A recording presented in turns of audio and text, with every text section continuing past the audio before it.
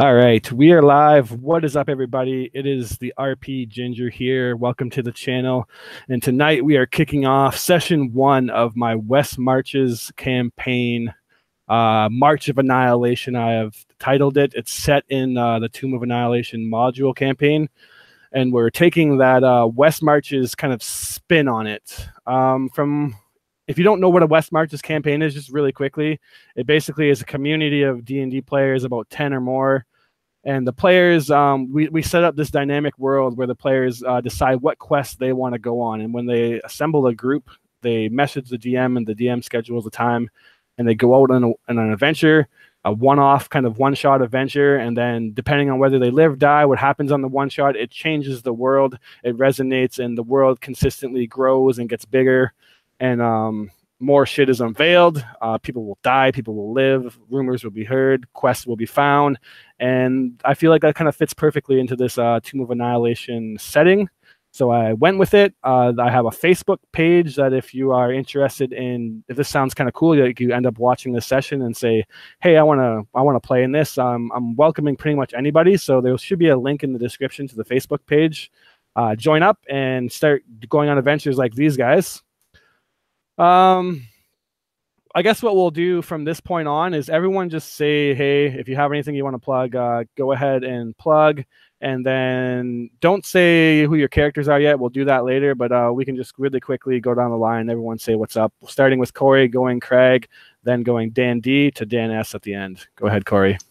Yo, what up? It's your boy, Corey Biceps here, bringing a character to the game that I am not talking about yet, but anyone who knows me knows exactly probably what it is. And that's really it. I'm just a player and app tab. Don't have anything to plug. Bye. Go ahead, Craig. I'm Craig. I'm playing a character to be introduced later. I just like to plug Absolute Tabletop Facebook group. That's how I found these guys, and I encourage anybody who's interested in playing D&D online or D&D at all, just go check them out. Word. Let's go, Dan D. Hey, I'm Dan. I have nothing to plug. These guys have way more to say. Let's have fun. Fair. Dan S.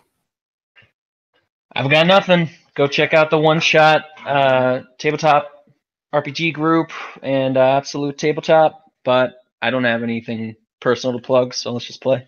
All right, let's play. So yeah, this is my first ever doing a West Marches campaign, so this might be a little bumpy. I was kind of throwing mechanics and shit at these guys last minute in the chat, so I apologize if it's bumpy, but without further ado, the Chult of Jungle is a bumpy journey anyway, so let's get in. I'm going to do a little setting of the scene here. I apologize, guys. I'm going to read a little text blur to get you guys in the zone, familiarize anyone who's watching with what's going on, so let's dive in and see if anyone can come out alive tonight.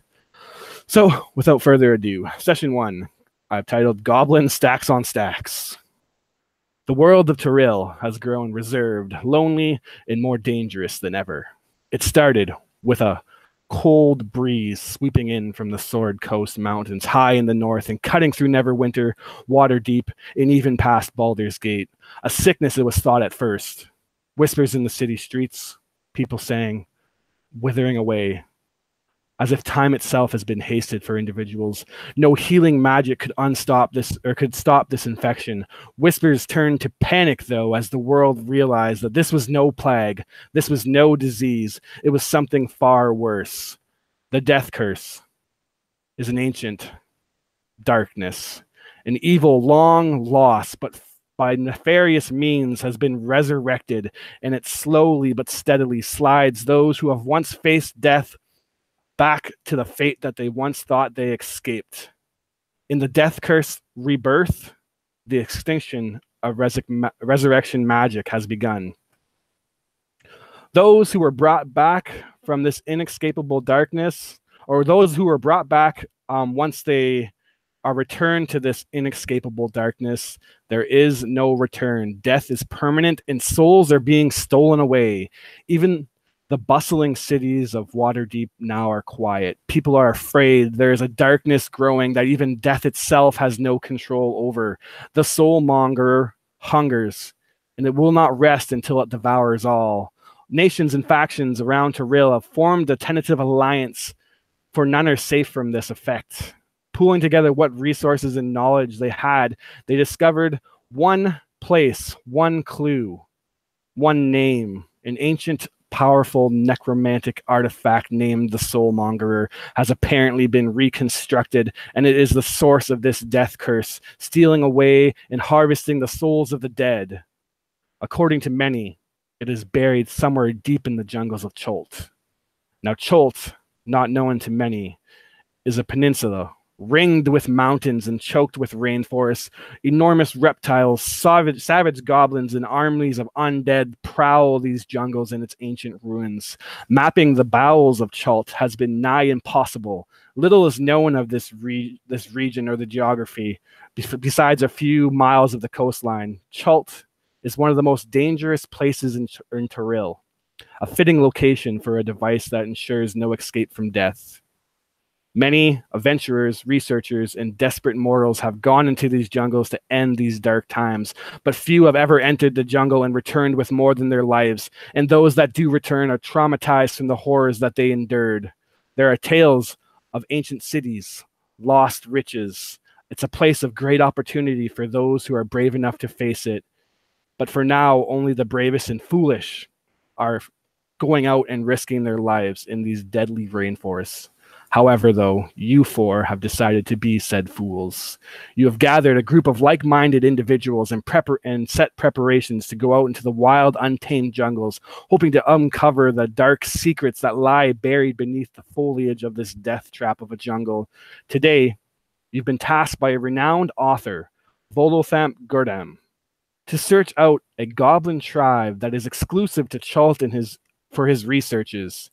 He said he would have did it himself, as he explained to you in the Thundering Lizard Inn, a rambunctious inn where the party never stops night and day. He sat there saying that he fell ill to a life-threatening sickness, and as you looked at him, he had these rosy red cheeks and sweat dripping from his forehead. But as he was going through his account of the story of how he fell ill, there was a massive smile on his face, and he gulped down a big pint of tage, which is a fermented honey drink that is loved by the locals. By your count, he was on his fifth at least, and seemed in a rather high mood for a man on the brink of death. But he had pulled in a crowd of good-looking men and women hanging off of his every word, selling his signed books, Volo's Guide to Monsters. Regardless of his condition or not, he offered you pay for information on these goblins, anything that you can find. If you're going to survive these jungles, a flow of gold will definitely be needed, and a chance to explore these jungles, stepping your first feet out into them, is maybe not something you're looking forward to, but is a necessity if you ever want to get to the bottom of this death curse. So you've made your preparations, and you have now set out down the Shoshan Star River.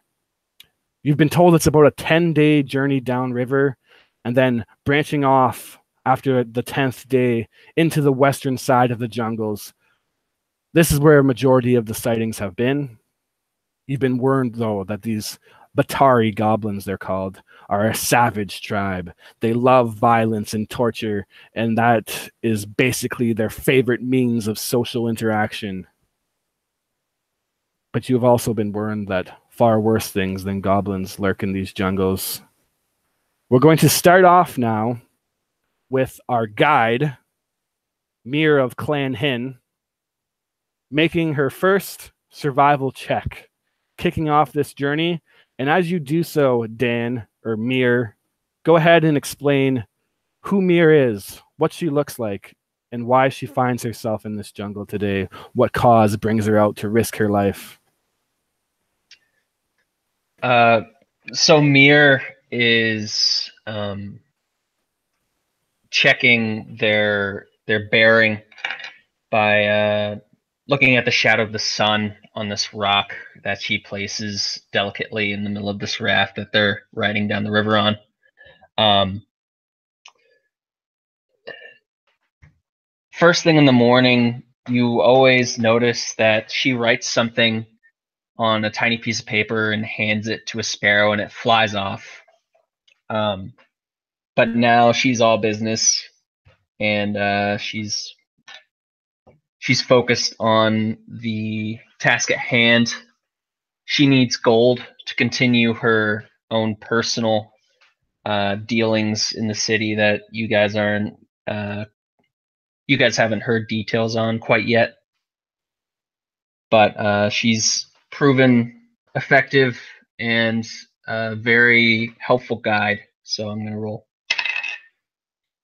All right, 15 plus. What's her survival? Right. Yes, sir. Survival. 20 straight. Beautiful. So I'm screen sharing the map of Chult as you guys know it. Little, like I've said, is known about what's in the center of this treacherous peninsula. But you've been told that this main river that runs down here into the center of it, called the River Socian Star, is a pretty manageable travel. And for the first 10 days, besides the weather, you shouldn't have too much to worry about. So with a 21, I'm going to say no one bought a canoe, right? So you guys are going to actually be on foot. And with that check, I guess, sorry, you definitely are able to make your first couple days, and you follow the coastlines out of Nyanzaru and start to make your way into the Socian Star and then into the jungle itself. And as you're riding down this slow kind of running river that runs out into the Bay of Chult, you look at the foliage of this jungle, and it's just this massive dark green wall of sounds, animals, beasts, everything you can imagine just calling out from the inside. And then you see the party kind of descending into the jungle itself. We're going to say that if you look on the map, each big square represents about 4 days of travel by foot. So you guys kind of make your way in here, and by the 4th day, you're actually entering into the jungle itself. And then I will get at this point. Thea, go ahead and describe what your character looks like, what she finds herself doing on this 4th day. The weather has, you've been noticing, taking drastic change. In the morning, it starts off with a damp kind of light shower, and then a few hours later, it's blistering hot up to like 35 degrees Celsius, and then an hour later, it's pouring down rain. The weather, like in this territory, just changes so rapidly. It's absolutely ridiculous. What do we find Thea doing on the 4th day? Go ahead and describe what she looks like and why she has come to Chult or whatever. Thea's spent most of the time just keeping a wary eye out on the forest and movements in the underbrush, and making sure that it's just a squirrel here, a badger there, and not a large dinosaur-like creature coming out of the forest charging at them. She keeps an eye on the weather and alerts the group when she thinks it's going to change, and it changes so rapidly that sometimes she's right that it changes, sometimes she's wrong that it changes, because she didn't say exactly how it was going to change right. But she's Thea herself, she's in her mid-20s. She's a little bit more worn than most mid-20s women would be. She spent most of her life fighting. Since she was a little girl, she was always fighting. She had to prove she was one of the boys. She had to prove she was as strong as the boys. And as she started getting older, she was able to keep up with them. She was able to land as many blows as she took. And she found herself in the service of the Temple of Tempus. And so she learned how to fight. And she learned how to be a devout warrior. And so she's almost always had at least her hand on her sword. She's probably had her shield on her arm almost the entire time.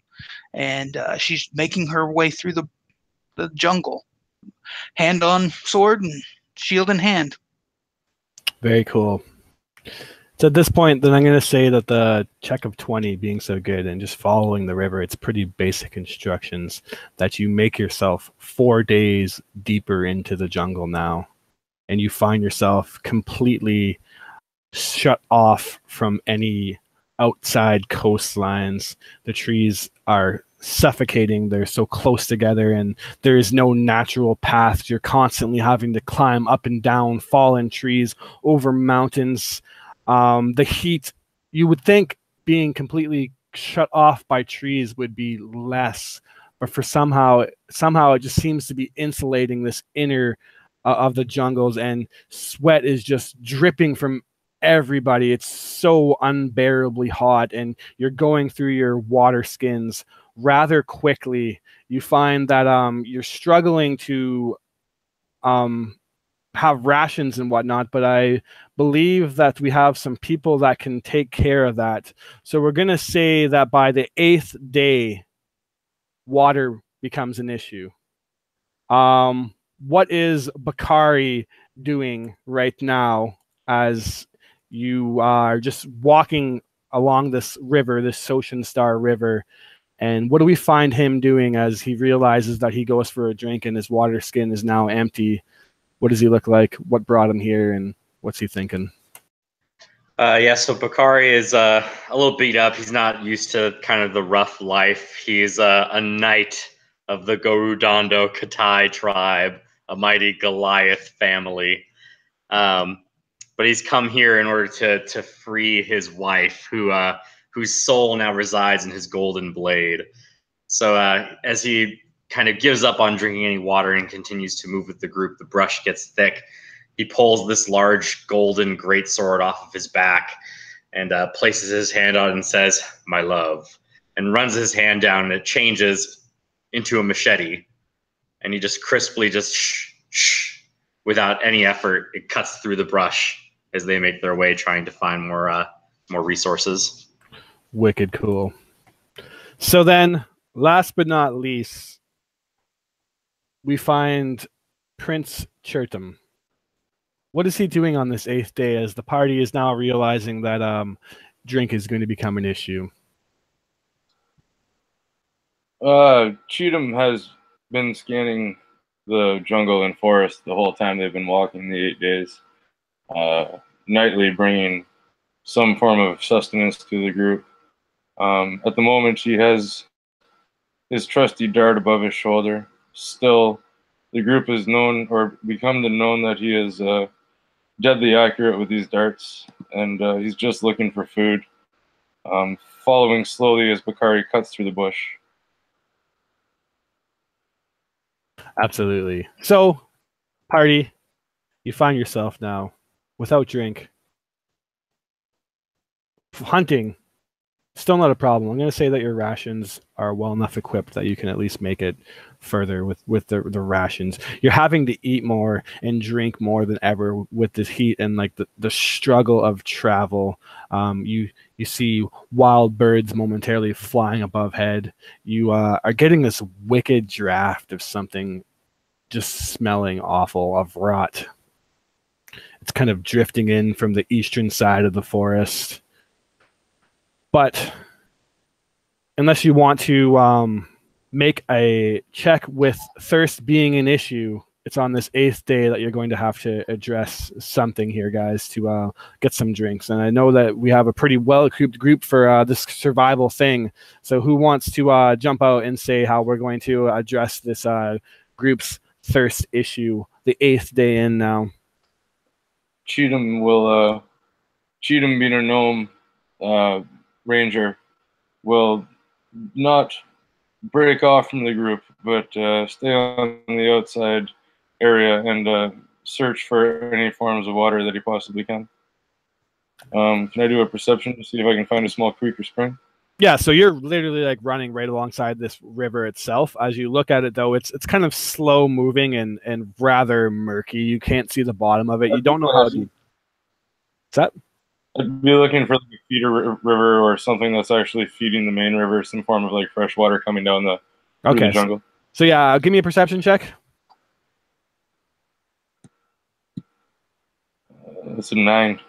9. As far as you can tell, there's like not many offshoot kind of rivers right now, and the flow of the river itself seems to be coming from the center of Chult somewhere, and you are still like a long ways out from that. So as you look around, you're not really finding any kind of like creeks or anything. You could venture off the river path if you wanted to, but you've been told to take this river path for at least 10 days before venturing westward. So not turning up any water with your perception check. Does anybody else want to try something out? Mir would simply suggest they boil the river water. She has the cantrip produce flame. So as they walk along, she would take up a large pot and just cup it in her hands and boil it. Basically to get rid of any contaminants. Thea will see her boiling the water, and it's like, if we want to stop for a few moments, I can purify that water if you'd like. It would only take about 10 minutes or so. I didn't know. This is the way I've always done it. You can take care of the others. This will be mine. And so I imagine Thea will kind of walk over to the river and grab one of the jugs from her back and just scoop out a full jug of water. And if the rest of the group's willing, she'll just kind of sit down, and then she'll place the jug on the ground, and she'll mutter a few words over it and a few simple hand gestures. And it takes about 10 minutes for the water to completely go from that murky river color to just pure, clear water. And then she'll take the jug and she'll hand it over to Bakari. Fantastic. You are you are a valuable ally to have at my side as we venture into these forests. So he would just kick back some of the water. Yeah. Realizing the simplicity of Thea's act, Cheatham would rejoin the group. Hopefully be past the jug of water after a while, and slowly but surely give Mir a questioning look. She looks down at the boiling, muddy water that she was going to prepare and just dumps it out. All right. You dump out that water. It kind of flows into the ground, muddy, and runs back into the river itself, joining it. You're past the purified water. Everyone kind of has a drink, and that issue could be pretty much repeated as long as you run along the river. Now, when you get off track, that might become a little bit more of a difficulty. But anyways, you figure that out. So it's actually been pretty quiet now, 8 days in, and you've been on like edge, not really just waiting for anything to happen. You've been warned of the horrors and undead hordes and dinosaurs and just terrible things that lurk in these jungles. And for 8 days, you have not come across anything. You make yourself 2 more days down the river, finally reaching that 10-day stretch, and it becomes time to now venture westward and start trying to find tracks of these Batari goblins. You're told that they're going to be deep western in the jungles along the Mist Cliff Mountains is where a lot of sightings have been seen for these Batari goblins. It's at this point that, since we are quite far in the jungle again now, I'll need our guide to make us another check, as you're just no longer following a river. You're just going right into the thick of the jungle now. Gotcha. She would kind of gauge where the sun is in the sky. And let's see. Okay. 17. 17. You confidently start making your way westward. The path that you find is not really a path more than it is just a grind, climbing over cliffs and mountains, hills, through trees, thick bushes. We got Bakari at the front hacking away with his warlock blade machete shifted over from his greatsword, cutting through foliage. The birds and creatures chirping. You see snakes occasionally slither past, giant lizards and huge leaves and vibrant colors of different flowers and whatnot. You have made yourself 2 days into the jungle now, and it is nighttime. You're currently setting up camp for the night. And it's at this point, as everyone's kind of setting out for their duties to guard, that we find our lookout, Thea, having to do, now that we're on the journey aspect of this, what I'm calling a spot check. And that's just a straight up perception check. As you guys are resting for the night, you've basically made like a little fire pit. You got whatever bed rolls rolled out and any preparations that you guys want to make. But go ahead, Thea, and tell me what your perception check is.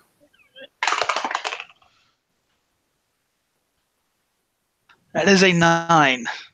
That is the kind of perception check I like to hear. So before we get any further, how are you guys setting up camp? What is everyone doing as we wind down for the night? Now the comfort of water behind you. I imagine that 2 days in, you're kind of running out of Thea's purified water. Basically, the group, in order to stay hydrated, all have to drink like 2 gallons of water a day.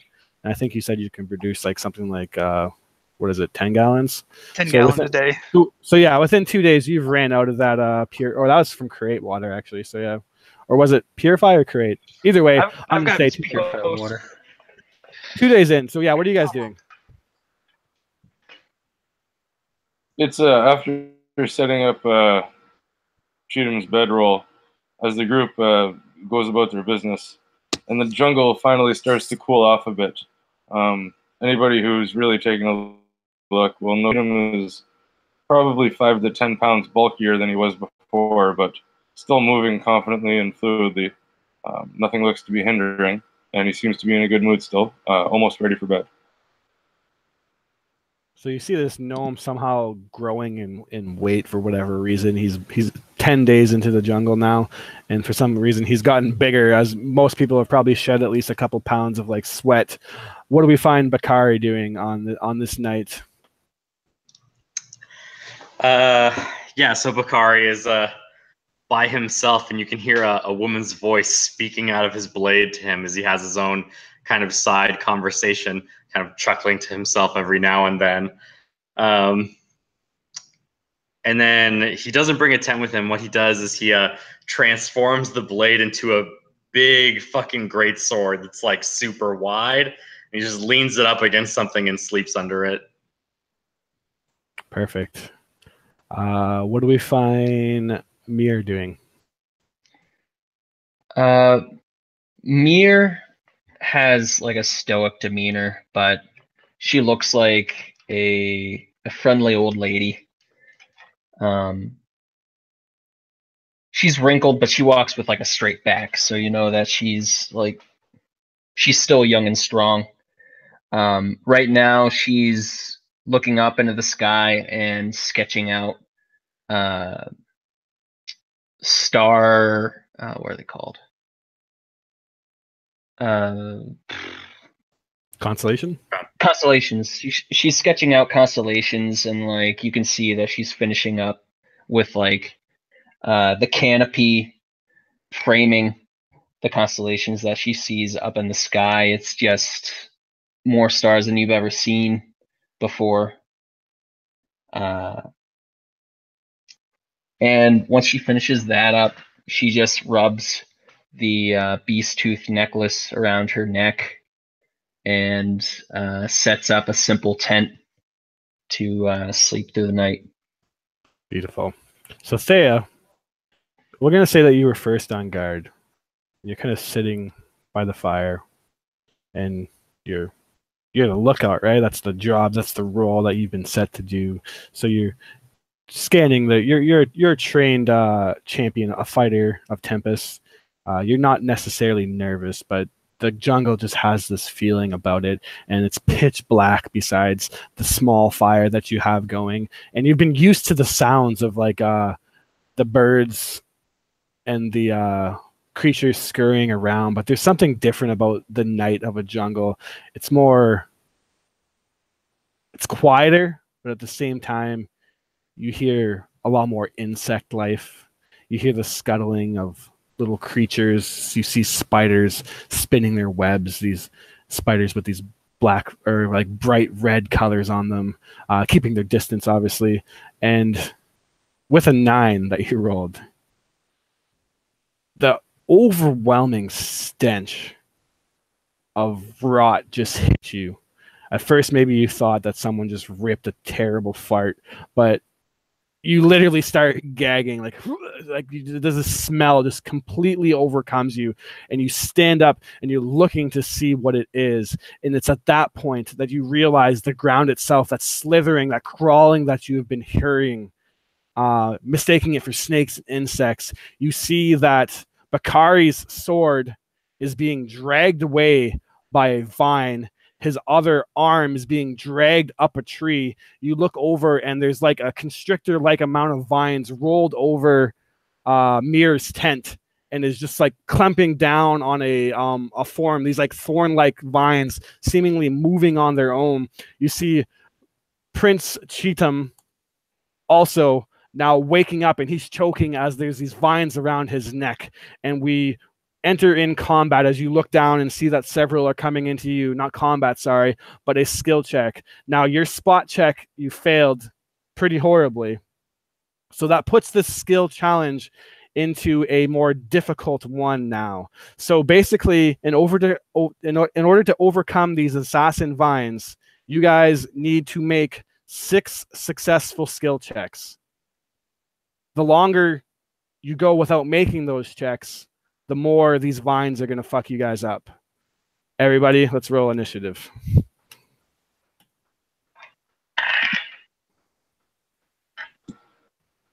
Oh, shit. Not 1 for a 3 total for initiative. Nice. Let's go. Are we posting in the chat? Okay. No. Mir 14. Bakari on a 6, and where we got Thea 20. Very nice.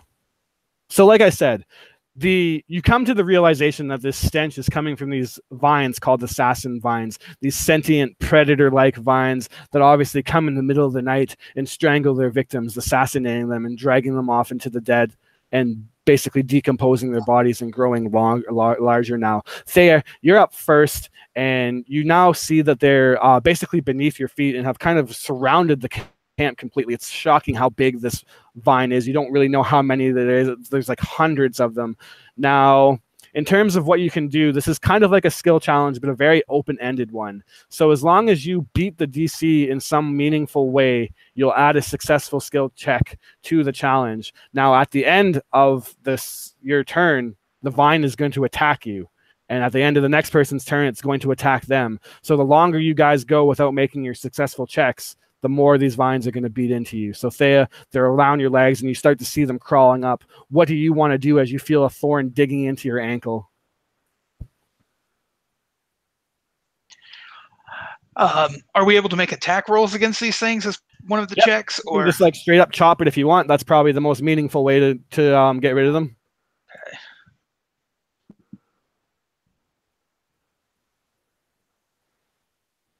Because I have... All right, so yeah, I'm going to draw my longsword, and I'm just going to start hacking away at the vine at my feet. All right, so you pull out that longsword. It shimmers as the moonlight hits it, and then you swing down. What is your roll?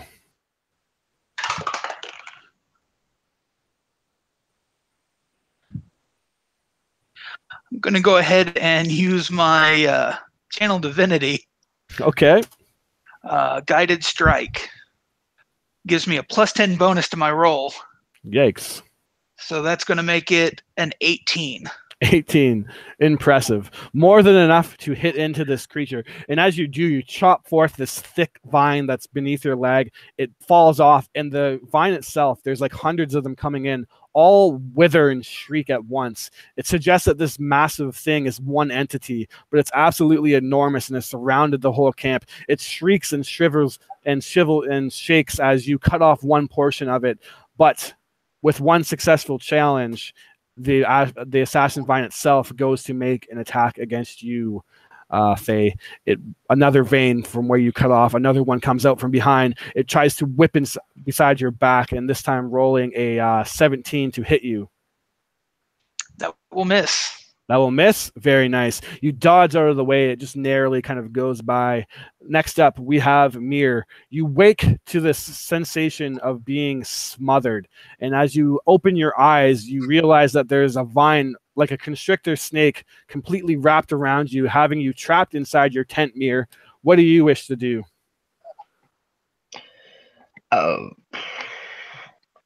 She would just awake out of her reverie suddenly and scream like this scream of anger and surprise as she casts Produce Flame at the general vicinity of like where these vines are coming from in the trees. Just trying to hit whatever it is. She thinks it's like a snake or something, and she's just trying to hit it. All right. And does that thing have a save for me to make, or? It's a ranged attack. Okay, go ahead. Oop, almost fell. Okay. 16. 16. Do me a favor and roll again and take the lower number. I'll explain to you why in a moment. 14. 14. 14, as you cast your Produce Flame on this thing, you realize that the tent itself is completely like soaked. And as you're trying to wither your way out, you're completely being constricted by this thing. You realize that your tent is soaked with blood. And you poke your head out and you get a gasp of air, but you see that the vine that's encased around you is completely and utterly just dripping in this thick, dark blood. And as you cast a flame on it, you realize that it has resistance to fire. Therefore, the attack, obviously not as effective as it is, you fail on the skill check. It has you constricted now. Being surprised, your lookout not having your back, it is going to try to squeeze the life out of you. Let's see if it does. 24 to hit. Nah, that misses. Yeah, that hits. All right. You take a total of... This isn't going to be pretty. Being constricted, a lot worse than not being constricted. You take a total of 11 damage as it starts to just squeeze, and you hear the cracking of your bones. Bakari, you're having sweet dreams of you and your wife running through the plains, holding hands, and then you're ripped from this dream as you hear her screaming, being dragged away through this grassy plain. You wake up in the middle of the night, you reach for your sword, your wife, she's gone. You look, and there's a vine dragging it away, and as you go to instinctively move, I said that your arm was grabbed, but I think it makes more sense that your leg is actually grabbed. It's wrapped around your ankle. You go to run, and you're instantly tripped and kind of like starting to be pulled up the tree itself. What do you do on your skill check? And so it gets even worse as the vines start to wrap around his whole body, like even around his neck. It starts to crush his breathing. He begins to panic a little bit, reaching for Nishka, and he closes his eyes and then opens them, and they shine gold as he's now appeared, holding his sword as I use Misty Step, and just pull it off of the vines and just start cleaving it around in like a whirlwind, just slashing the fuck out of these bitches. All right, slash the fuck out of. I don't know what kind of check I need to make. Just make an attack check. Oh, fuck. 7. 7.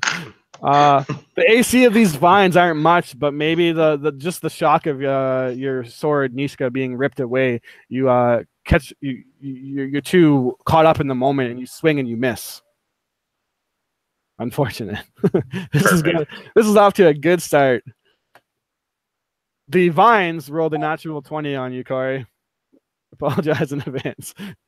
So not only are you now grappled, but you take 13 damage. As my tough skin says, I take 2 damage. Excellent. You're now grappled for next round and will need to break out. Prince Cheatham, you're now up as you too are being choked and dragged towards whatever darkness that is the forest away from the fire. It seems like something has snuck up on your party and is rather an unpleasant creature. You mistake it for a snake at first, but as you grab it, it's soaking wet and you reach down and your hands are covered in blood. You think it's your own at first, but you realize that's not possible. What do you do? Cheatham would stay calm. Not being in situations like this before, but realizing that nature has its own ways of doing things, Cheatham is going to roll a nature skill check to see if he can find anything in his knowledge base about what this plant's weakness might be, so that he could relay it to his teammates and hopefully, all right, hopefully end this quickly. Super cool. Nature check. 14. 14. That's a fail. 15 is your mark right now. So, you too are being choked out by these vines. They rolled a 20 to hit. I'm assuming that's going to do so. So you take a total of only 7 damage this time. But as they hit you, you are grappled. Okay. Back to the top of the initiative, Thea. Shit has hit the fan, and as you've managed to defend yourself rather decently, you see that your party has been caught completely off guard. Your duty as the lookout has been failed, and now your entire group's life is completely threatened as you see them being choked, smothered, and dragged away. What do you do? Things are not going too hot. Yeah, Thea sees what's happening, and who would be closer, Mir or Cheatham? I would think that Mir is probably closer, as Cheatham's being dragged off into the darkness. She's going to move over to Mir, and with her longsword, she's going to take a swing at the branch that's currently entangling her. Very good. Swing again.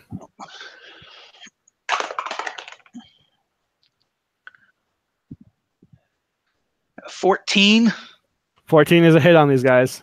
So you start running across the camp. You jump over the fire. The embers kind of burn away as the vines like start to chase after you. They're sorry, I completely bombed that. Slithering through your legs, trying to trip you up, and you're kind of like hopscotching your way through, dodging the tripping vines. You make your way over to Mir, correct?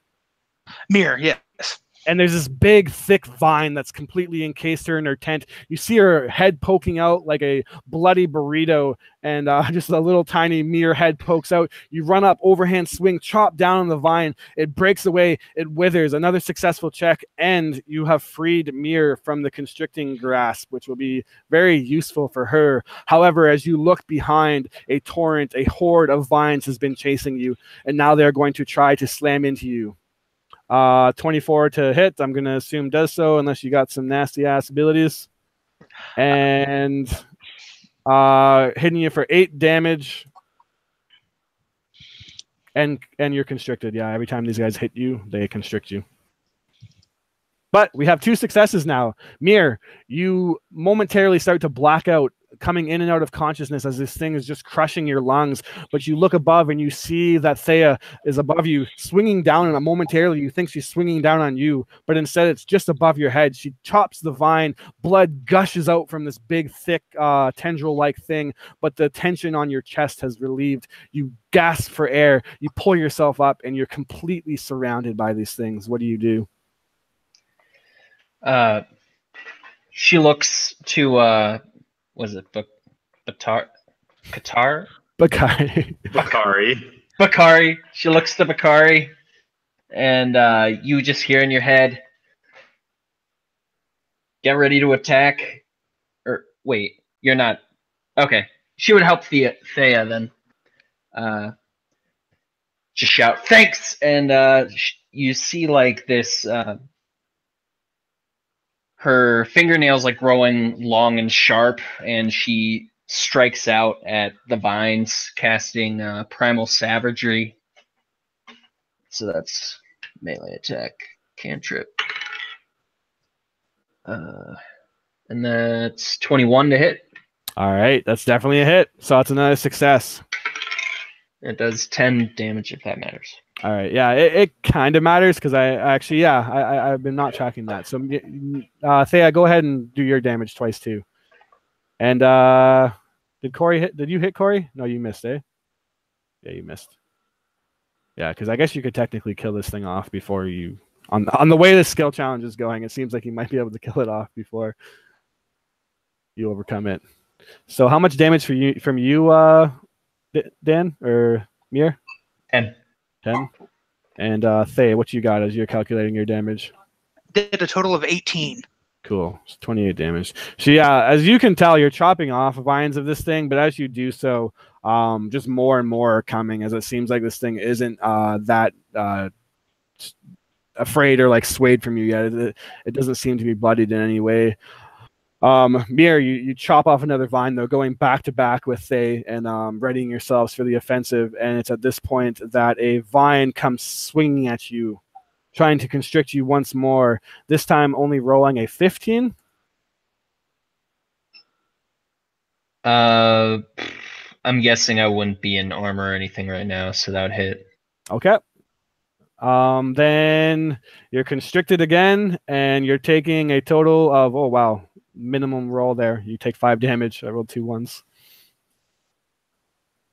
And that's 3 successes. Bakari, you see that Mir and Thea have joined forces now. You have your wife in your hand. What's her name again? Sorry, Nikishi. Nishka, but Nishka. don't worry about the names. I got it. I'm gonna get it. Nishka. You still a distance away from them though, and as far as you can see, the gnome Prince Cheatham is completely gone. What do you wish to do on your turn to overcome this horrible threat? So if I just use a spell slot to get myself out of here, does that count as a success, or do I have to use a skill? A skill or in some way like sway the battle in your favor. So like Misty stepping away, you presume that the thing would just come after you again. It can move around and stuff if that's what you're planning.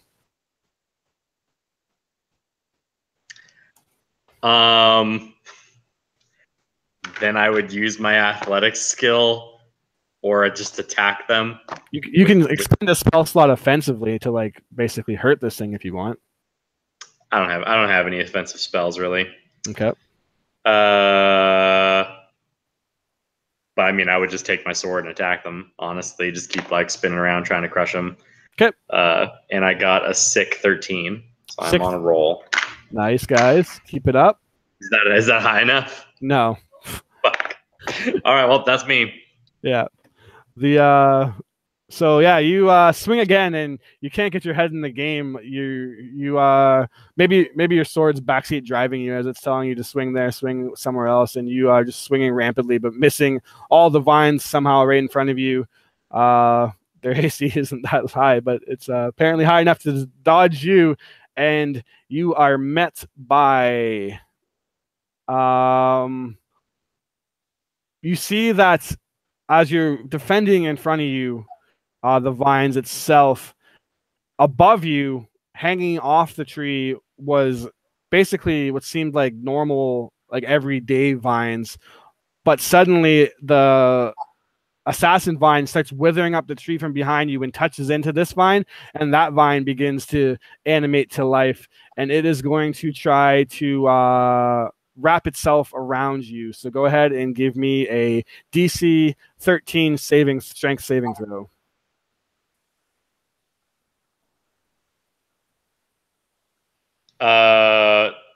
9. 9. Beautiful. So You're now restrained by these roots, and interesting. Okay, yeah, you're completely engulfed by these roots now, and you'll see what the outcome of that is on your turn next turn. So, struggling to get the upper hand now, Cheatham. You're being dragged away, and you fear that if you get pulled into this dark jungle, that you may never return from it if you don't get these vines off your throat. What do you wish to do? How far away am I from Bakari?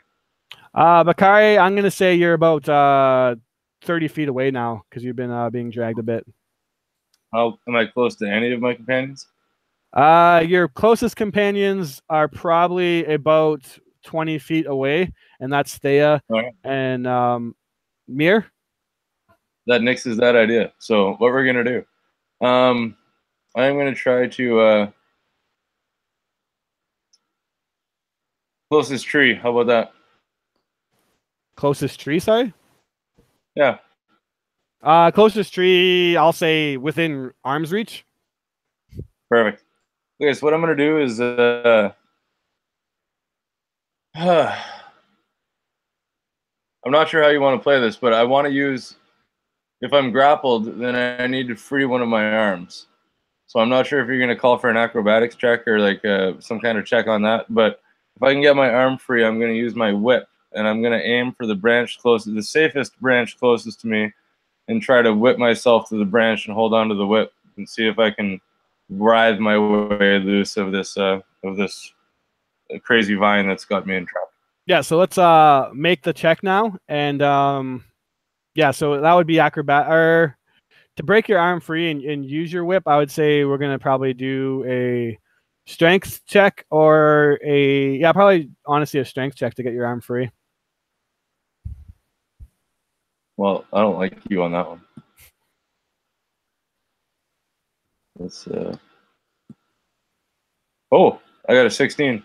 16, nice. You somehow, being a little gnome, sorry, you free an arm, and then you have the whip in your hand, and you kind of whip it around a tree. You see it wrap around the tallest branch, and you start to pull yourself. The vine momentarily starts to pull back, but the blood that it has you completely engulfed in is so slippery that you're able to just narrowly kind of like pull your chin over it, and the blood drags across your face and kind of seeps into your mouth, and you have this like rotted blood taste, and your face is completely now covered in dirty old vine blood. You look like a crazed psychopathic warrior, but nonetheless, you're now hanging from the tree on your vine. Another success has been made, and you've now made 4 of your successes, so you're kind of swinging the advantage in your favor. That does reduce the DC by a bit for you guys. So DC 14 now. As we go back to the top, but before I forget, the vine is going to try to attack you again, Cheatham. And oh my goodness, I rolled another natural 20. Sorry, pal. Oh my God. You're gonna kill us with a plant, Chris. Yeah, I know I am. Welcome to Chult, bitches. Holy fuck, I am sorry, Dan. Yikes. That's 14 damage on the crit. Okay. And you're grappled again. Yeah, that's great. Thanks, Chris. But you're hanging from the tree, and you look really kind of scary with blood on your face. Nonetheless, though, 4 successes there, back to back with Mir. Bakari swinging rampantly.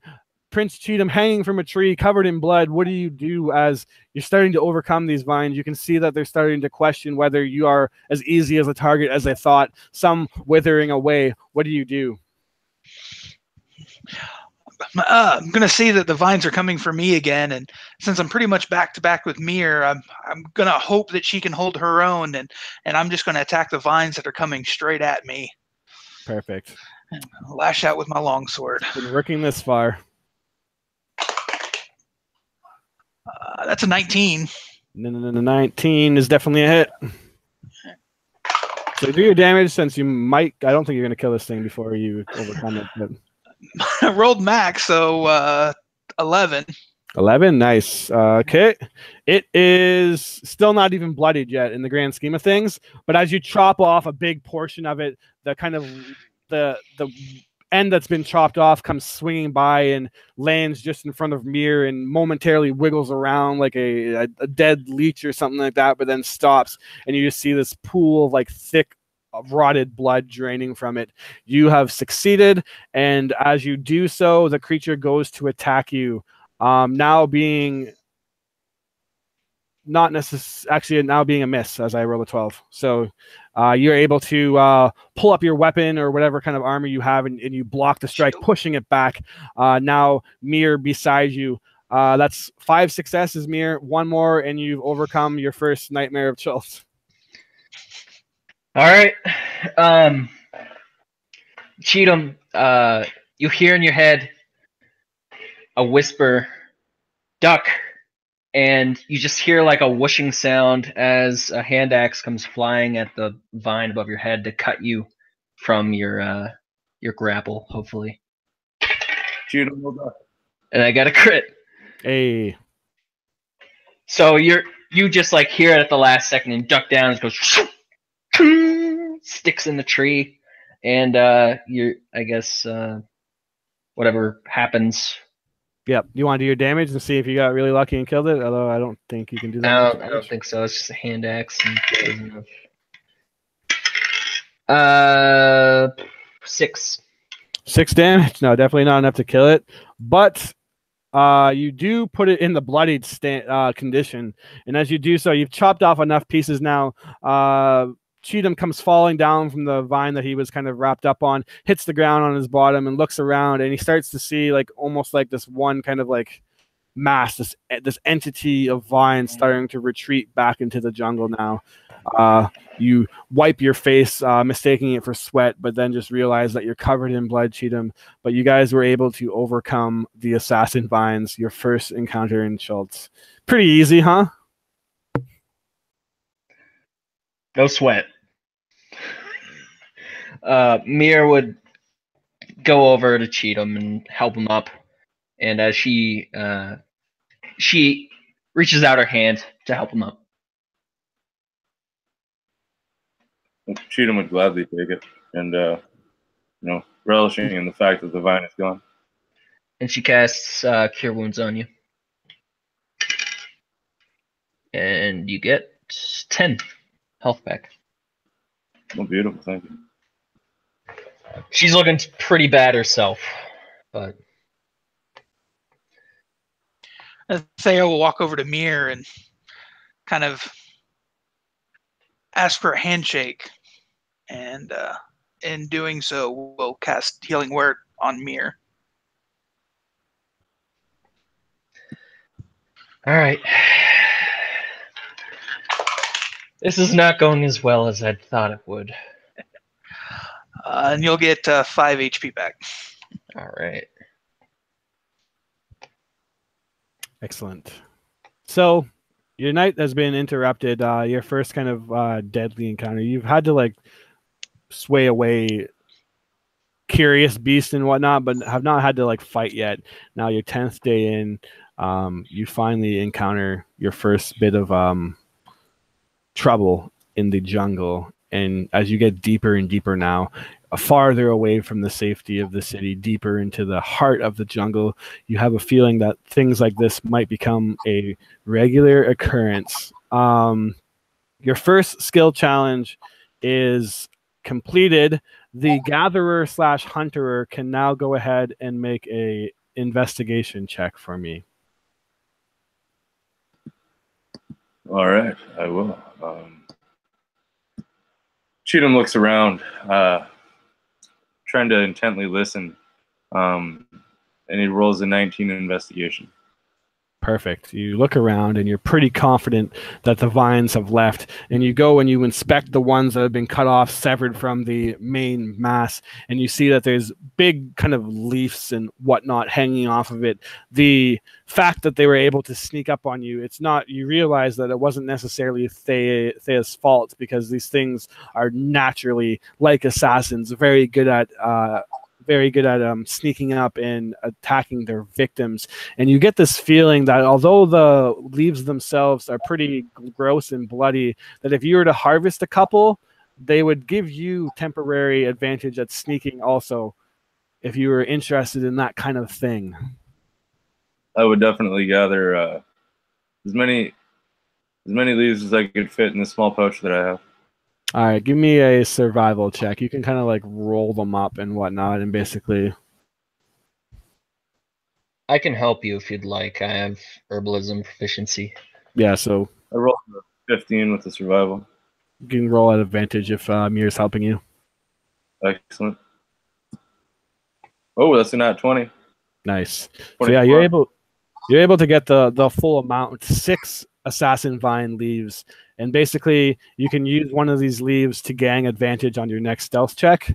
After you've used the leaf, though, it kind of dries out, the blood kind of hardens and it withers away and deteriorates. But you basically have 6 checks at advantage now that you can give to your party or keep to yourself. And those are called.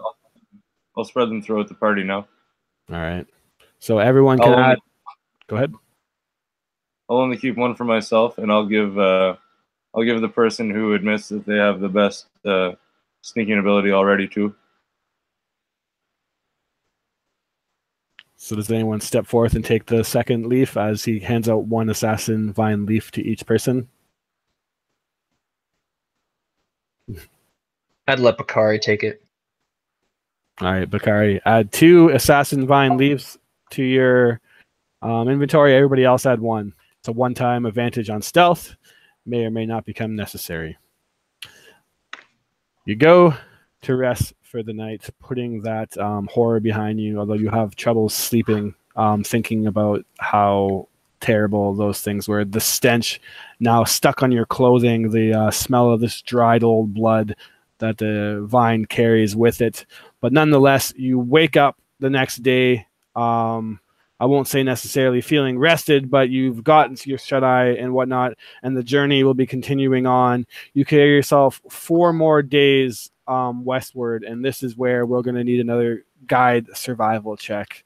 Now getting into the thick of the jungle, rain heavily pouring on this day. You wake up and you're just completely drenched. What small kind of tents that you've made or arrangements completely soaked, as it is just utterly pouring down rain. And as you make your check, you realize that it is much harder to do so. You can barely see where you're going.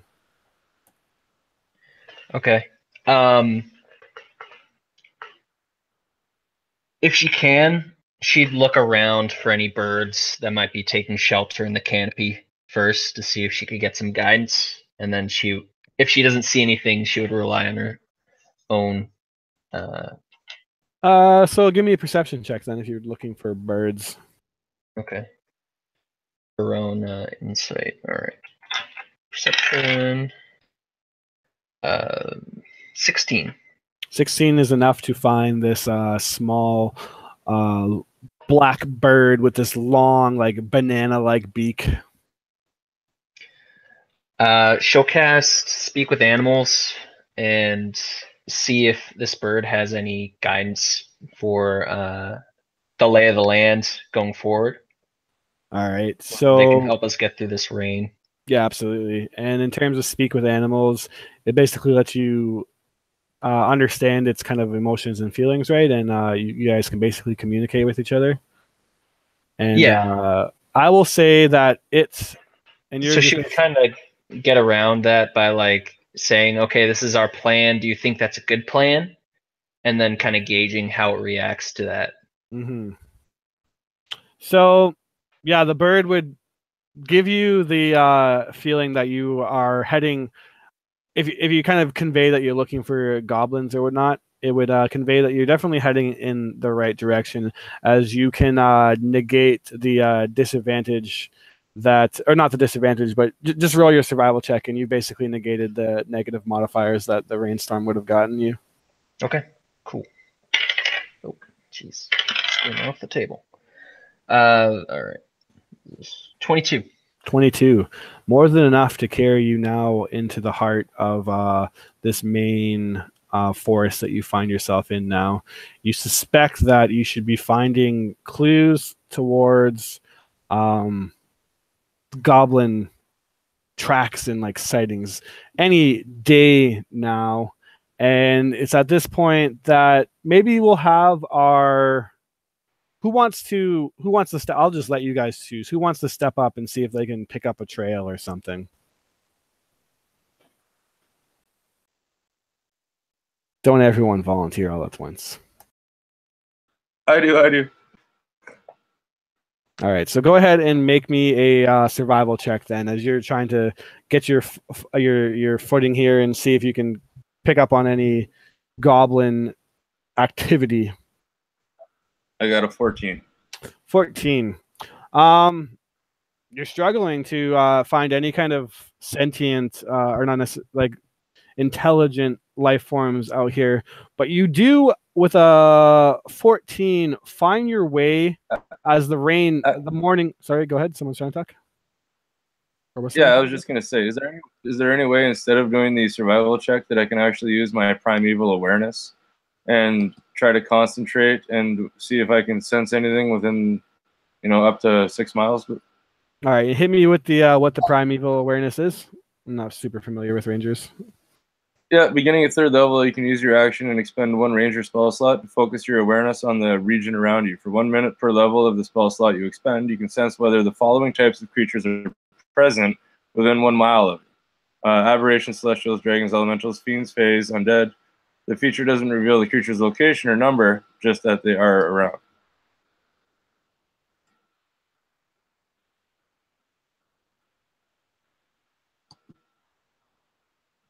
Oh, you're muted, I guess, there, Chris. So yeah, what type are you going to try to search for? Because it says you have to choose. Goblins, if I can. I don't think that was the list. Did it say goblin? Goblin is not. Yeah. Goblins aren't one of those types of monsters. Yeah. So goblin, it's unfortunately its own thing. Yeah. So you can like look to see if there's anything else troubling in the area. With that, no, I'll just go with the survival check.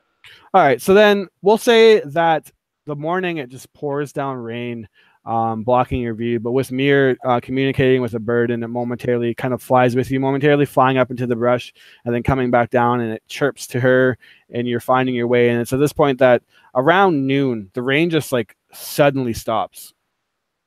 And then starts to get warmer and warmer. And this isn't necessarily that uncommon, right? The weather is constantly shifting, but the rain is now ended and the heat is instantly picking up. And as you find that kind of like awful, humid shift between suddenly from going from pouring rain to like hot, sticky weather, you, with a 14, come across a herd in this kind of opening of the valley, like this jungle. It's like the trees kind of break away, and you see a large herd of triceratopses, and they're in the center of this, like, I guess valley we'll call it. And there's a watering hole that their entire family, their entire tribe of triceratopses is gathered around, and they're lapping up water and munching on some vegetation. And yeah, you just see about 50 of these triceratopses of different sizes, from fully grown males, which are just very large creatures, to small infant triceratopses.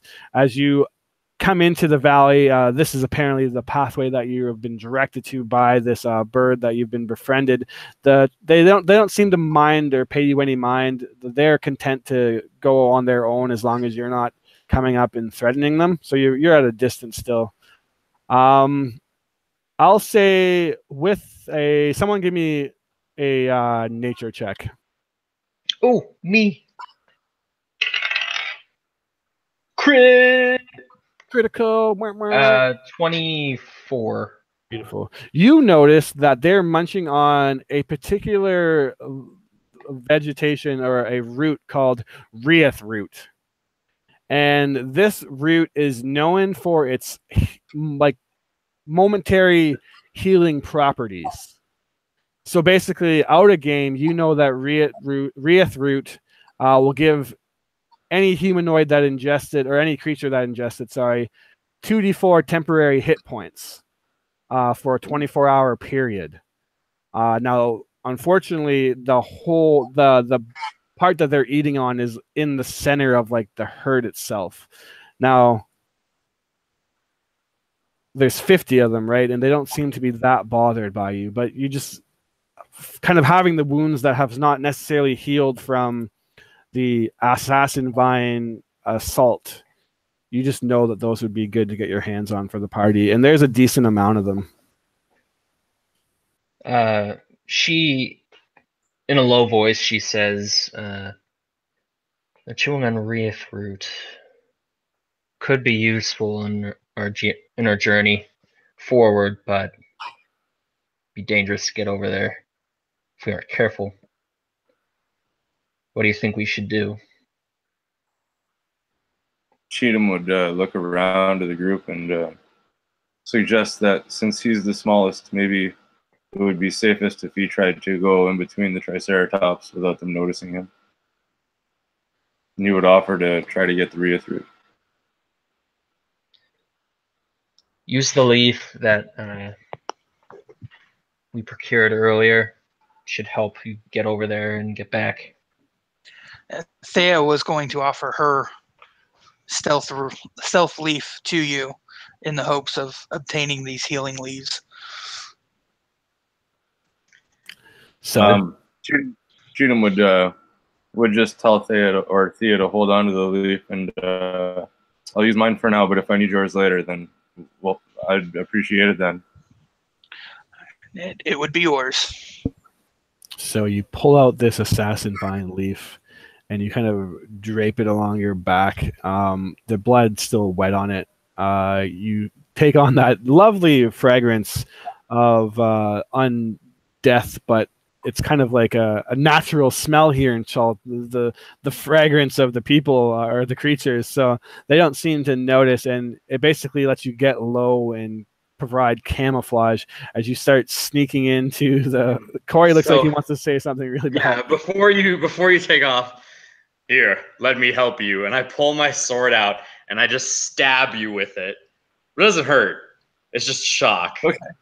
As you look at your arms and they disappear from vision as I pull the blade out and you're invisible. So you're invisible, and you got. I guess you can unuse. Like you can say that you didn't use the leaf if you wanted to. No, I used the leaf, man. It happened that way. It's gone. All right, so now you're invisible and have a camouflage leaf. So go ahead and make super advantage check 9,000 on your stealth check. Roll 2 1s, please. Okay, well, the first one's a 16, and the second one's a 21. Perfect, 21. You start to make your way into the herd, and you see the Triceratops is kind of like sniffing, stomping around. You're rolling in between their feet. So these creatures are just like massive, impressive reptile or dinosaur beasts. Large, kind of domed heads with these huge horns on them. These 3 huge horns, various in sizes. The children Triceratopses are literally like the size of you, and the adults are like elephants, if not bigger. And you are just like crawling through, occasionally dodging like the stomping and like shoving of these Triceratopses as they bump into each other. You finally, after moments, make your way to the watering hole. You sweating now from crawling and kind of dodging it. You wipe the sweat away, invisible, kind of splashes into the water, and there you see it, the Reith root growing predominantly from this watering hole. You make your way over to it and give me a survival check to harvest it. Dun, dun, dun, dun, dun, dun, dun, dun. 11. Perfect. You pull out like this kind of like hunting dagger or whatever you have in your inventory, and you start sawing away at it. But god damn it, this is a fucking thick root, and you're cutting and you're cutting and you're hacking, and then as you're doing so, you kind of make like a little bit of noise, and you hear like the Triceratops just like kind of grunting, and it senses that something's there. You calm down for a moment, and you just aren't able to get as much as you wanted. For fear of the Triceratops is being onto you. So unfortunately, you only managed to grab 2 of the Reith roots. And it's at this point, as you guys are just kind of wondering where Cheatham is, that we'll get our good old lookout to do us a spot check. Another 9 would be beloved by me.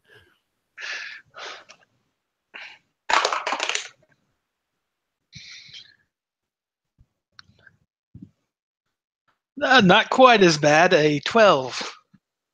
12. Interesting. Very interesting. Let me do something here. So 12. You're super lucky. You notice in the tree lines movement, kind of darting by, sneaking like a predator, several shifting forms darting from trees. You kind of tune into this and you see these bright, vibrant blue feathers, and then streaks of red spots, and then yellows, and then with a 12 opposed to their 8 stealth check, you see quite a few axe beaks, these flightless bird-like creatures, like large in size. They're not large, but like, oh yeah, they actually are large in size. These large, like ostrich-like beaks or beasts that have these very sharp axe-like daggers, and they're notoriously mean creatures that just hunt and are very violent. And you looking at them, and you know that they're prowling on these triceratopses. And with that, since you spotted them, you get to say or do one action before they jump out, and since you succeeded, gave yourself the best possible outcome on the skill check that we're about to go into. Thea, seeing what's going on here, she's going to think quickly. She has to alert Cheatham that those Triceratops are about to get attacked and probably stampede. So she's going to use the cantrip Thaumaturgy, and she's going to make her voice 3 times as loud for 1 minute. Oh no! I love it. So what do you say? She's basically going to say, Cheatham, the Triceratops are about to be attacked. Get out of there. So you hear that echo out across this field. Birds just shoot up into the sky. It just booms out into the valley. You all at the same time panic. The Triceratops just look up and they start looking around and grunting and sniffing, angry, defensive. And then it's at that point that you hear the squawks and squeals of the axe beaks darting out almost like on cue. And the Triceratopses all begin to stampede and charge. We'll get an initiative going since you passed the challenge. This one is 3 successful checks at a DC 14 before you get 3 fails. So this one actually has a lose condition besides death. But going with initiative, we will see what you guys post in the chat, or you just yell it out. I'm impartial to either way. 11. 11 for Cheatham. 9. 9 on Thea. Got 11 with so plus 2 decks. I don't know who goes first. Doesn't matter to me. Okay. I got a 13. 13. And Mir on a 13. Get them out of the way. So at the beginning of the initiative, at initiative 20 mark, so if anyone was quick enough, they could have got out of the way. But at initiative 20, the Triceratops is stampede, and everyone is now kind of engulfed in this stampeding herd of Triceratopses. Difficult terrain and disadvantage on like perception checks and sight-based things. You completely engulfed. Prince Cheatham, the worst of it all, is kind of in the center of this quake, so he's going to have additional troubles. And then to make matters even worse, you see 8 axe beaks darting out, and they're going to start trying to hunt the Triceratopses, picking off the weak. And let's see where they ended up on the initiative before I get any further. Okay, there we go. All right, that puts up Mir first, actually, as you're now kind of Triceratopses. They're just like charging, and you're not quick enough to move to get out of the way, but you are like kind of defensive, and you're just like what am I thinking of here? Simba and the Lion King as like the elks. Yeah, exactly. They're just all kind of like dodging back and forth.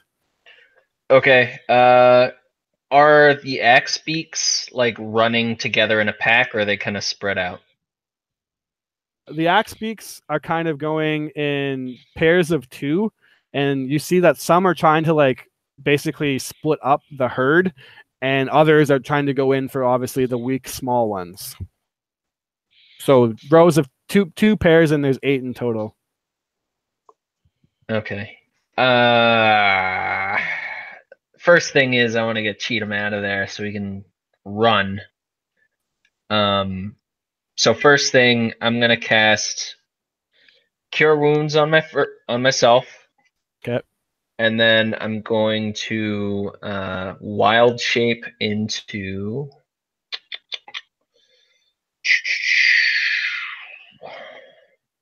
what has like a ton of health and is fast.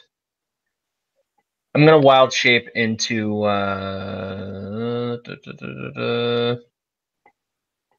is this faster than that? Okay, I'm gonna wild shape into a giant hyena. Okay. Nice. So you just see her like whisper a silent curse to herself and then just morph and stretch into this gigantic slavering hyena, and it just like kind of almost giggles maddeningly as it sprints in to grab Cheatham. All right, that sounds like a straight up dexterity, kind of weaving through the herd itself. All right. Let's see.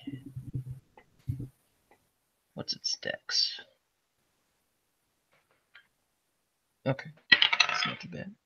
18. 18. That's definitely a save. Now the interesting thing is, though, you run into where you kind of remember Cheatham being, but he's invisible and there's dirt and chaos everywhere, so you have no actual clue where he is on your turn, at least, but you've at least made one success. And it's at this point that go ahead. Sorry. As a free action, can I have my racial trait. I have 30-foot telepathy.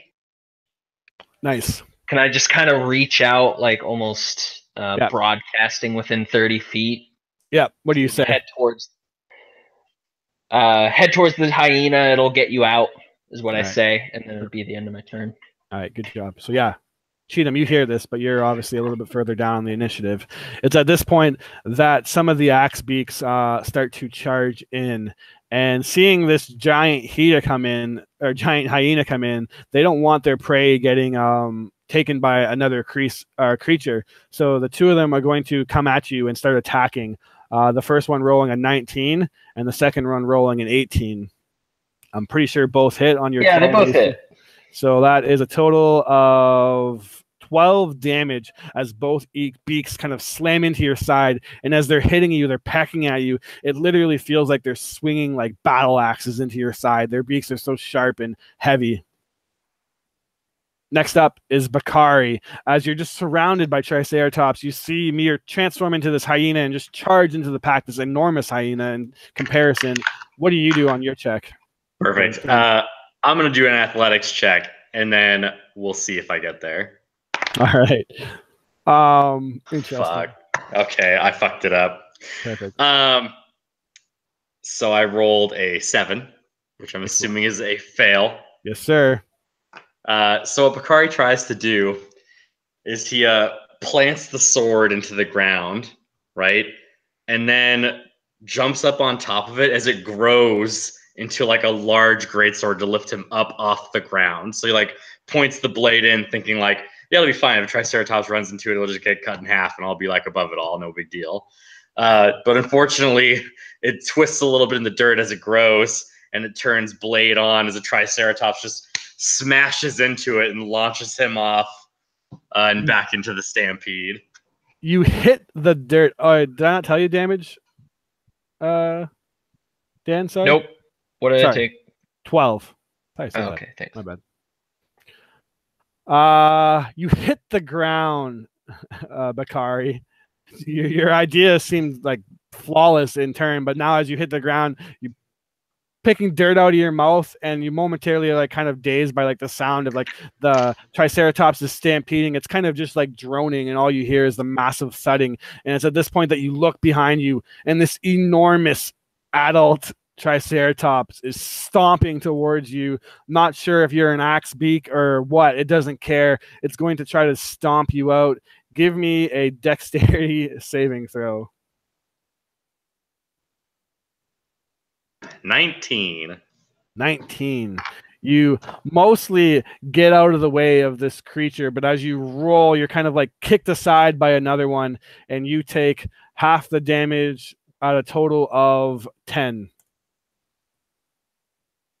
Next up, as we have going on to Prince Cheatham, you're invisible in the middle of this water hole. It's getting splashed around you, and you kind of see that effect of like water hitting this invisible mass, so it's just getting blocked out and momentarily makes out your form. You hear in your head, run towards the cheetah in the voice of Mir, and just Triceratops is everywhere. What do you do as there's only one success and one fail right now?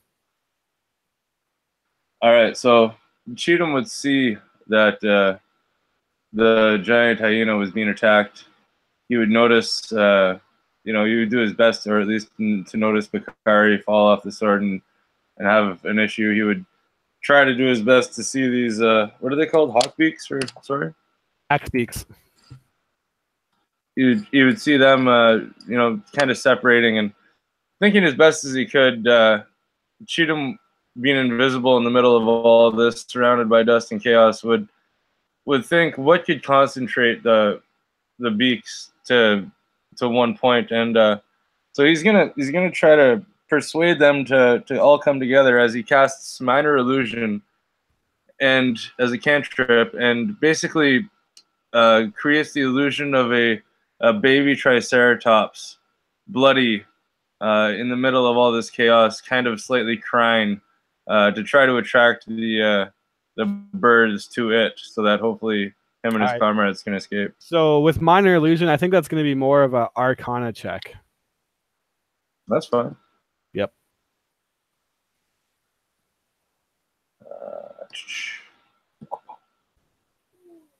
16. 16 is your second success. You create this adorable, badly beaten little baby Triceratops, and it's kind of moaning out for its parents. You just really go off and make this beautiful, probably above minor illusion level illusion, now that I think about it.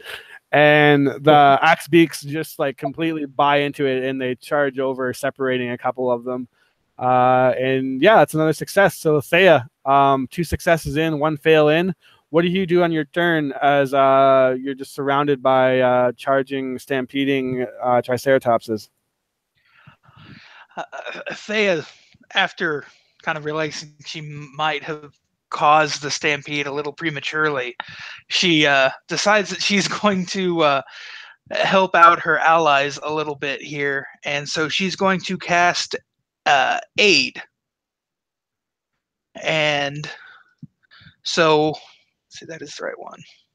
Okay, so how close is Cheatham to us? Cheatham? He is... Cheatham, yeah. He's pretty far. I'm going to say, what's the max movement of 50 feet away? 50 feet? Yeah, so 50 feet away, because that's what the giant hyena kind of moved. Around 50, 60. Okay. Yeah, this only has a range of 30 feet. Oh. Yeah, and you're difficult terrain, so you couldn't even really move in. Bakari is still close to you. Okay. So yeah, I'm gonna. I already said I was gonna cast it, so I'm gonna cast it. So for the next 8 hours, your maximum HP is increased by 5, and you gain 5 HP right now. Cool. So yeah, that necessarily obviously doesn't overcome the challenge itself, but it at least kind of stalemates it, and we go on to the next thing, giving you a little bit of boost of health.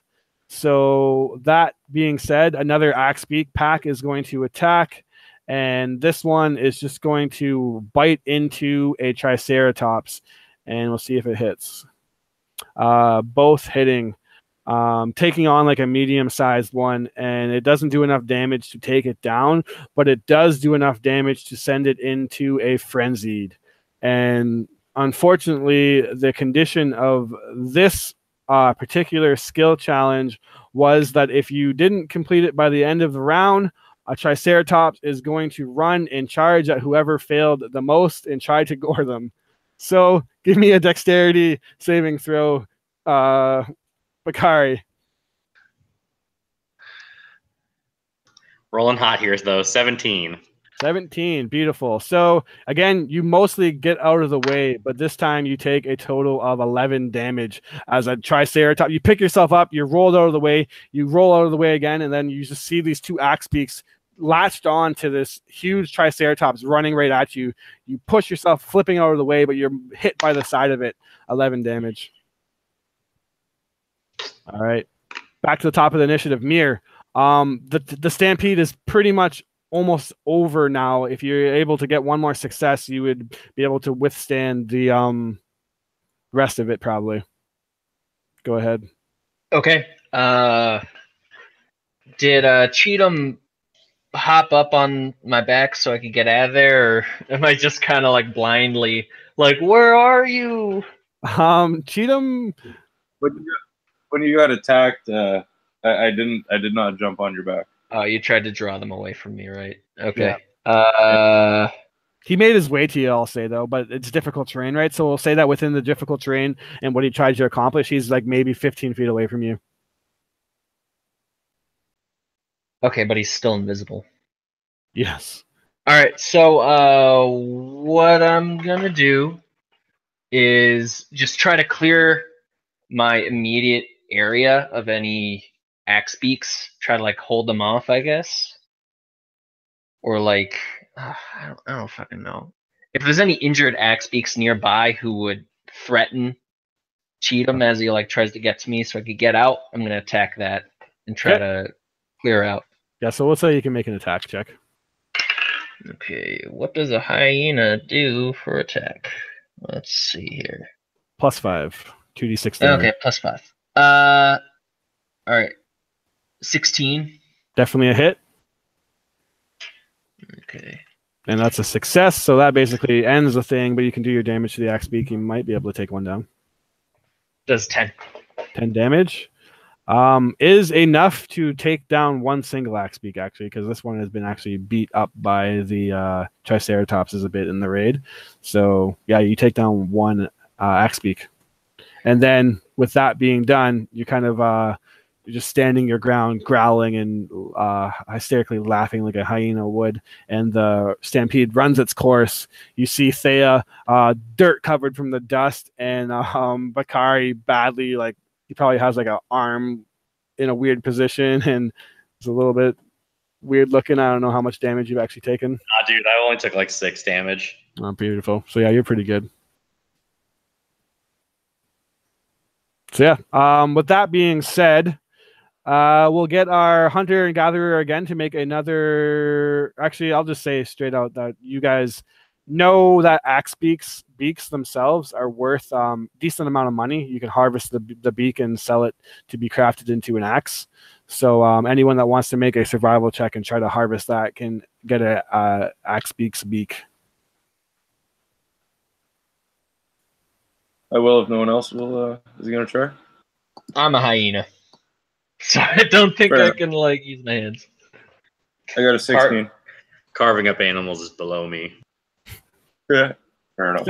16 is enough to definitely harvest the beak. So yeah, you get an axe beak's beak, and you can bring that into town if you want it and sell that for a decent, or even get it crafted into an axe if you really wanted it to.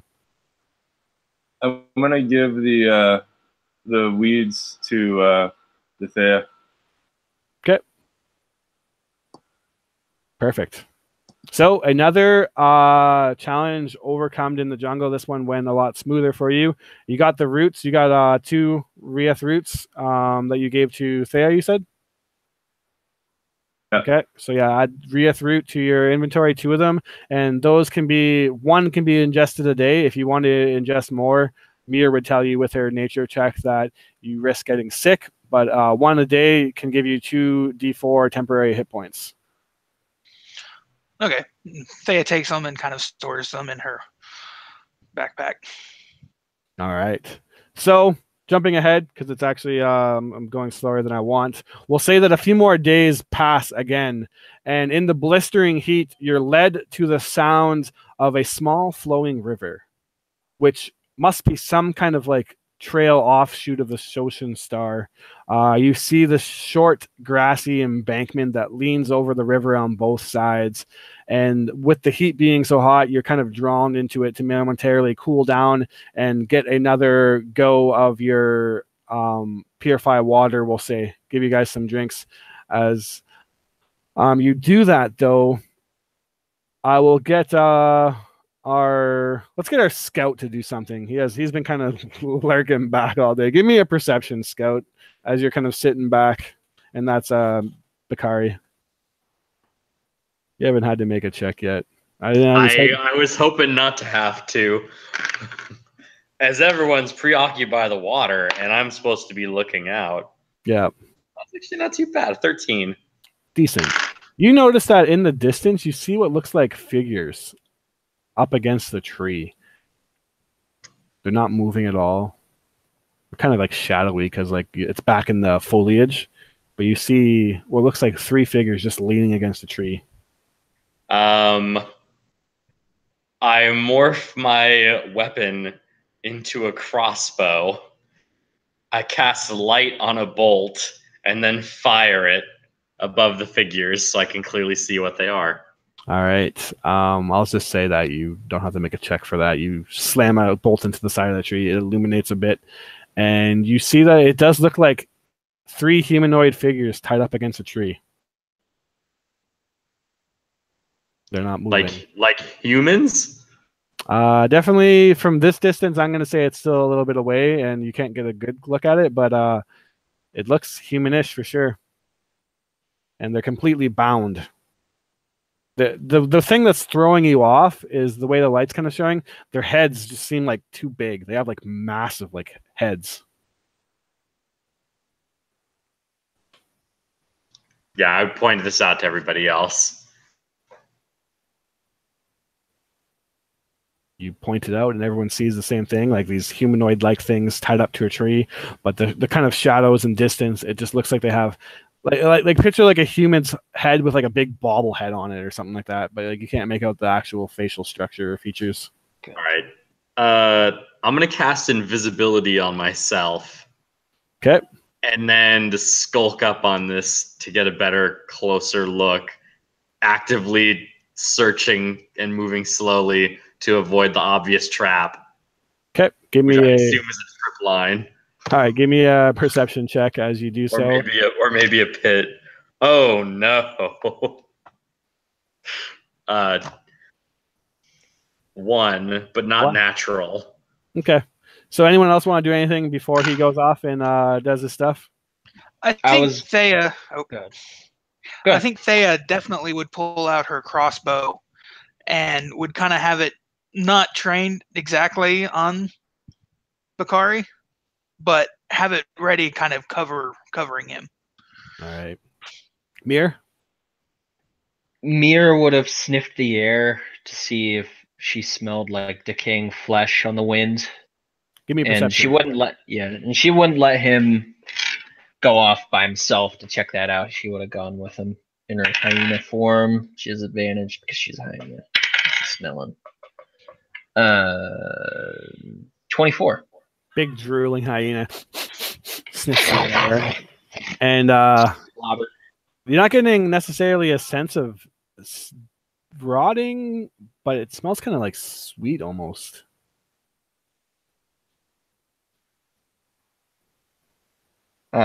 She would reach out and speak in Bakari's head. Something isn't right. Give me a combined strength check or stealth check at advantage, I'll say. Since you guys are trying to sneak up. Okay. Oh, advantage for the both of us? Yeah, sure. Okay. 16. Perfect. What the fuck is a hyena stealth check? They have +2. Straight dex, right? Yep. Okay. 15 for me. Okay, you guys kind of skulk up, invisible, hyena in his natural predator mode. Upon closer inspection, you realize that these humanoid forms are wearing big wooden masks. And what they look like are like crude depictions of almost like comical animals. Like one is like a rabbit with big pointy ears, and it has like a shocked look on its face with these big eyes. And you see that the masks have been placed over a dirty humanoid figure, and they're tied up to the tree. And you see some thick, yellowy, almost translucent liquid dripping from the mask that it's wearing over the bodies and shoulders and dripping down to its legs. You're still a distance away, but you see that from far away. You can do anything that you want to do from here. This is to Bakari and Mir. She sniffs the air. Is that honey? Yes. I'll say with your hyena that you realize that it is definitely honey. Man.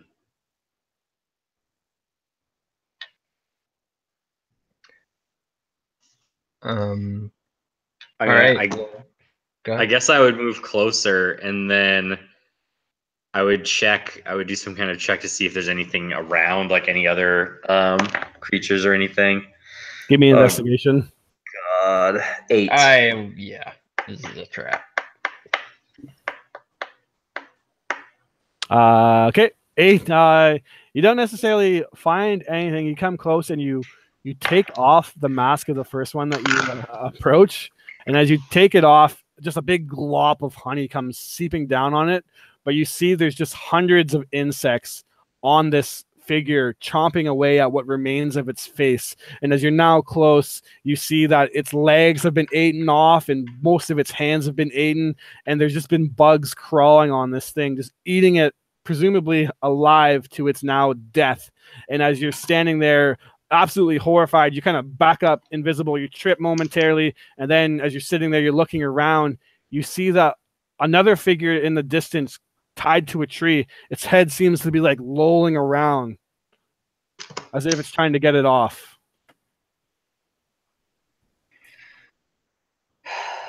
Just a horrible sight. Yeah, I guess I run over there and try and help. All right. I guess Cheatham and I are too far back to really see that at all. I think Mir would reach out to you if they're within range. Yeah, we'll say you're within range to reach out, and she would tell you what she saw. Anything else you want to convey, Mir? They were tortured. Seems like the goblins work. Bakari's going farther in. That's what she would say. So yeah, Bakari, you go up to this creature, or not this creature, this humanoid. They do seem like they were probably at one point human or something like that. And what do you want to do as it's tied up and it has the mask on, right? And this one just looks like a big kind of monkey, and its face as it's rolling there, it's almost like just like sadistic how like comical it looks, but you obviously kind of know what's happening. So what do you do?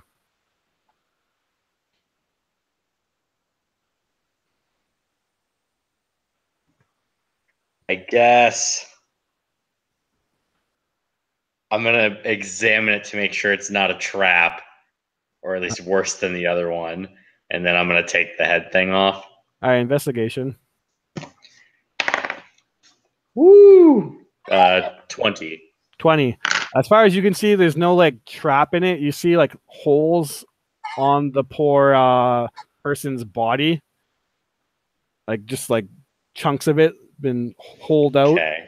And its head's just kind of rolling around. But with a 20, you don't see any like contraptions or like traps. That's what you're looking for? Yeah, pretty much something that's going to go crazy. So I'll just take the thing off its head. So you take the thing off its head, and what you see is another glop of honey comes down, and this thing's head is like very badly mutilated and eaten, and its mouth is kind of hanging open, and it's just like gyrating around. And you can tell that this thing is clearly dead.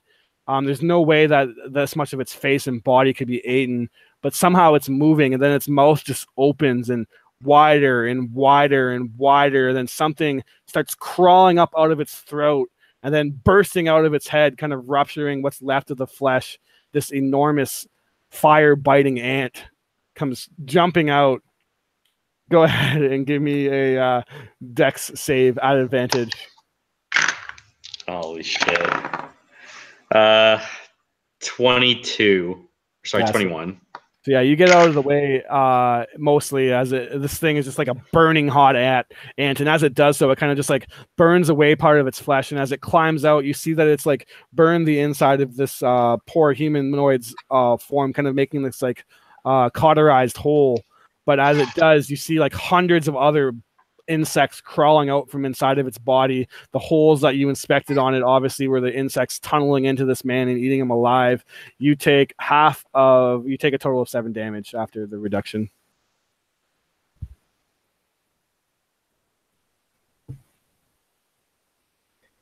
The ant scurries past you, kind of like obviously like burning you a bit. As it does, you pull your hand away, it goes and it climbs into one of its big ant holes. This ant is like literally like the size of like a chihuahua, and it climbs into like a big heaping mound of dirt, and you see steam kind of blowing up from the mound itself.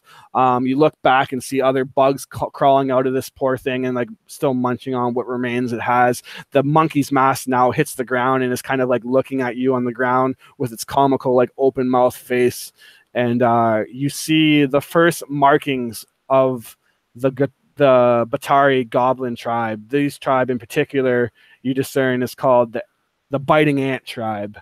And as you look, you see every couple of feet, 20 feet, one of these figures tied up to a tree in different states of decay and eatenness. Like some are just bones tied up against a tree, honey kind of crystallized over top of it, some more fresh, but it seems like it's creating these territorial lines that the Goblin Bataris, or the Batari goblins, the ant biting tribe, have made, warning off anyone stupid enough to enter their encampment or their territory.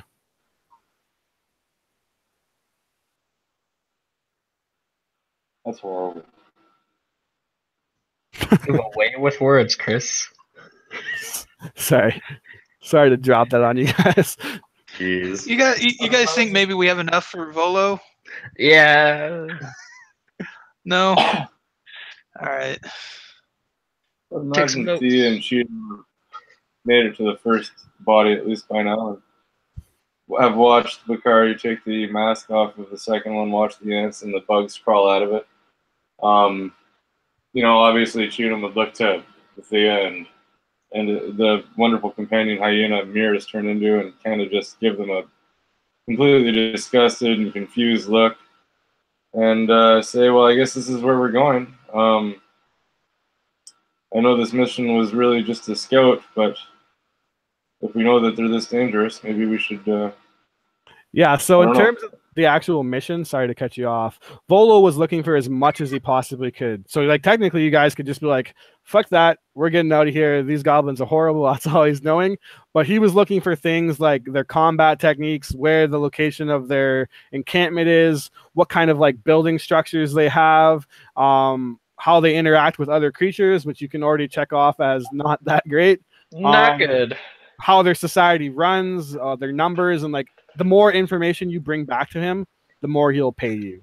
So right now, you go ahead. Give him a solid D- on sociability. Excellent. So do you wish to venture in further behind the lines that have clearly been warned in a very violent and savage way?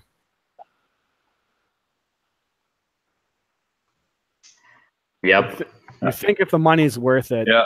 but you realize that if you want to figure out what get to the bottom of this death curse, you will not only need money, but you'll need to face horrors much worse than goblins. So if you can't overcome goblins, you tell yourself, then what chance do you have of stopping an ancient necromantic artifact of pure evil and destruction? So you tell yourself that and kind of carry yourself beyond the lines. Does anyone want to say anything before we jump ahead? How many of those stealth leaves do we have left? Only one was used, so a total of 5, I believe. Yeah. Cheatham would feel himself, realize that, you know, from his travels from Neverwinter, the fact that his tribe is all been taken by this death curse is really nothing to lose. He would look to his companions and prepare himself to venture into Goblin territory. All right. So you guys carry forth, and do you want to stealth, or how are we approaching this goblin? Like, as soon as you walk behind these lines, the forest suddenly ges kind of quieter, as it doesn't seem like there's as much life running around here. And those that are like predators, kind of like stalking and keeping their distance. Everyone can do a stealth check, and if you want to eat up one of your leaves, you can tell me.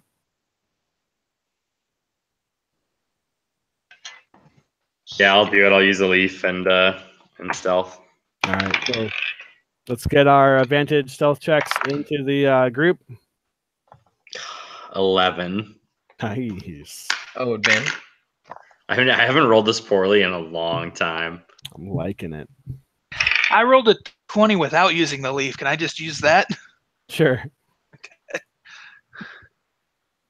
I rolled a 12 with the leaf, but before Cheatham goes, probably not in stealth. While no one's looking, he's going to reach up into a bush, and if anybody notices, Cheatham would have looked once again like a gnome, more of a skinny creature than the heavier creature he's looked like in the past few days. All right, so you guys start lurking in. Batari and what was the other roll? 13 someone rolled? What were the lows? Yeah, I rolled a 12, Cheatham. Yeah, I had an 11. Okay. So yeah, you guys get the feeling that Bakari and Cheatham aren't necessarily the most stealthiest. I'll say Scout, do an investigation. That's you, Batari. Oh, I'm calling you Bakari. Now I'm calling you the goblins. All right, coming up strong here with a 4 + 1 for 5. All right, you've noticed that wait, what was it? A 5? Yes, I got a 5. Beautiful. I fucking love it. This is the shit that we want to happen. You're walking by and you're trying to stealth, but the fucking leaf just smells terrible and it's bloody, and it's just the thought of like that insect eating its way out of the thing's head is just like got you shook, and you can't get it out of your head. And it's at that point that you're like trying your best. The heat is getting at you. You're thirsty. You're hungry. You've been beat up and stomped by a triceratops.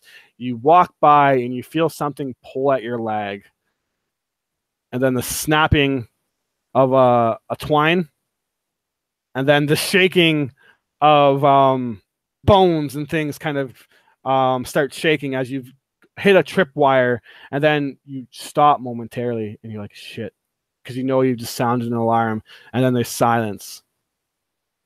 But then you hear a single yip, like a tribalistic kind of call. Yip, yip. And then another one met back as it's like this kind of rolling of R's and cackling. And then you hear more and more sounds and the like tribal drums begin to bang. The forest starts to become chaotic and loud as you hear these tribalistic force of whatever making its way to you. You guys have a moment to act. I'm gonna climb a tree. Climb a tree. Perfect. Give me an acrobatics check. Okay. I don't know why you're laughing, but it's making me nervous. Oh. Then the trees, man. The trees. I got a 5 as well. You got a 5? You climb up the tree, great and all, and you're pretty satisfied with the success that you had getting up there. But as you're at the top of it, you realize you're not sitting on top of this tree alone, and you're looking into the face of this mask. And this mask is not comical looking at all. It looks like a... Let me see. Hold on a second here. Sorry, I should have had this prepared. What do you see? Where did it go? I lost my thing. Come here, thing. All right. Yes, here it is. You see this big purple with red feathers on the side of it, this mask and it's a purple rhino, and there's a horn sticking out of it, but the eyes have this demonic burning red, and you see holes poked out on it, and you see living eyes looking at you as you see this light orangish tan skinned creature holding a large javelin at the ready. Sorry, I'm kind of pulling up the stat block on the ring, and it just lets out a and stabs into you for a 22 to hit. Yeah, oh, that'll hit. It hits you for 5 damage, and give me a dexterity save to hang on to the tree. Well, okay then. Oh, that's a 19. You hang on to the tree for dear life, swinging above. It's now hanging above you, and it's crying. And then you look over, it's doing its war cries, and you see on another tree, another one of these creatures perched. And this one has like a hawk for a mask. But all of these masks are not funny looking at all. They're terrifying, and they're dark, and they look like they're like war masks. And you see another one hiding as you've walked into the Batari's ambush and waiting, and more reinforcements are on the way. Everybody roll me initiative.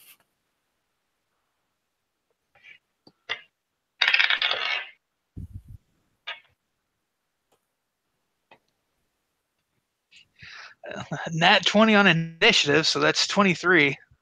Nice. 23. We got Corey on a 7. These rolls, my dude. I'm loving them. I don't know what happened to me, man, but it's over. The defeat has set in. The jungles of Chult have won already. All right. So let's get our friendly goblins into the initiative here. All right. Okay. And this is interesting. I was hoping that you guys would have made it a little bit further for your sakes, but that's okay. All right, Thay, you're first to act, and you look in the distance and you see forms quickly moving. And what's frightening to you is that these forms are tall, really tall, like 10 feet.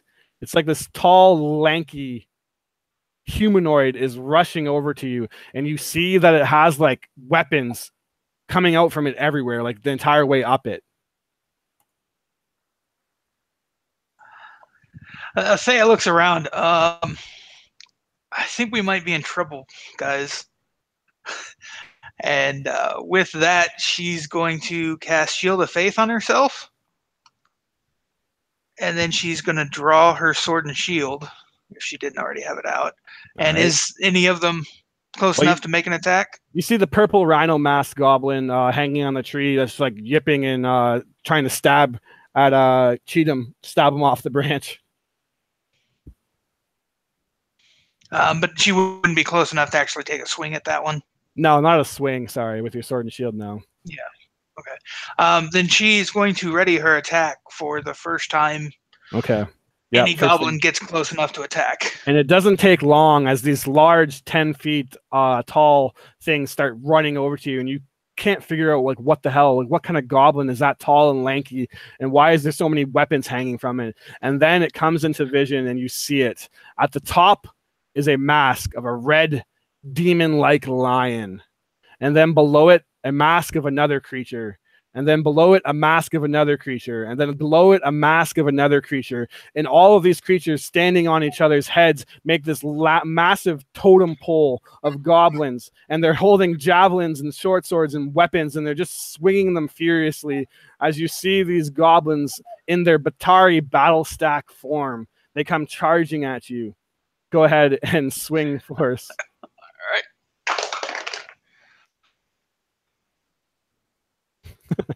That's a 17, and I'm going to be swinging at that bottom totem. All right. Person. Yep. Go ahead and do so. All right. What did I say? 17 attack? Oh, yeah. 17 hits, sorry. All right. AC on the goblins is 15. All right.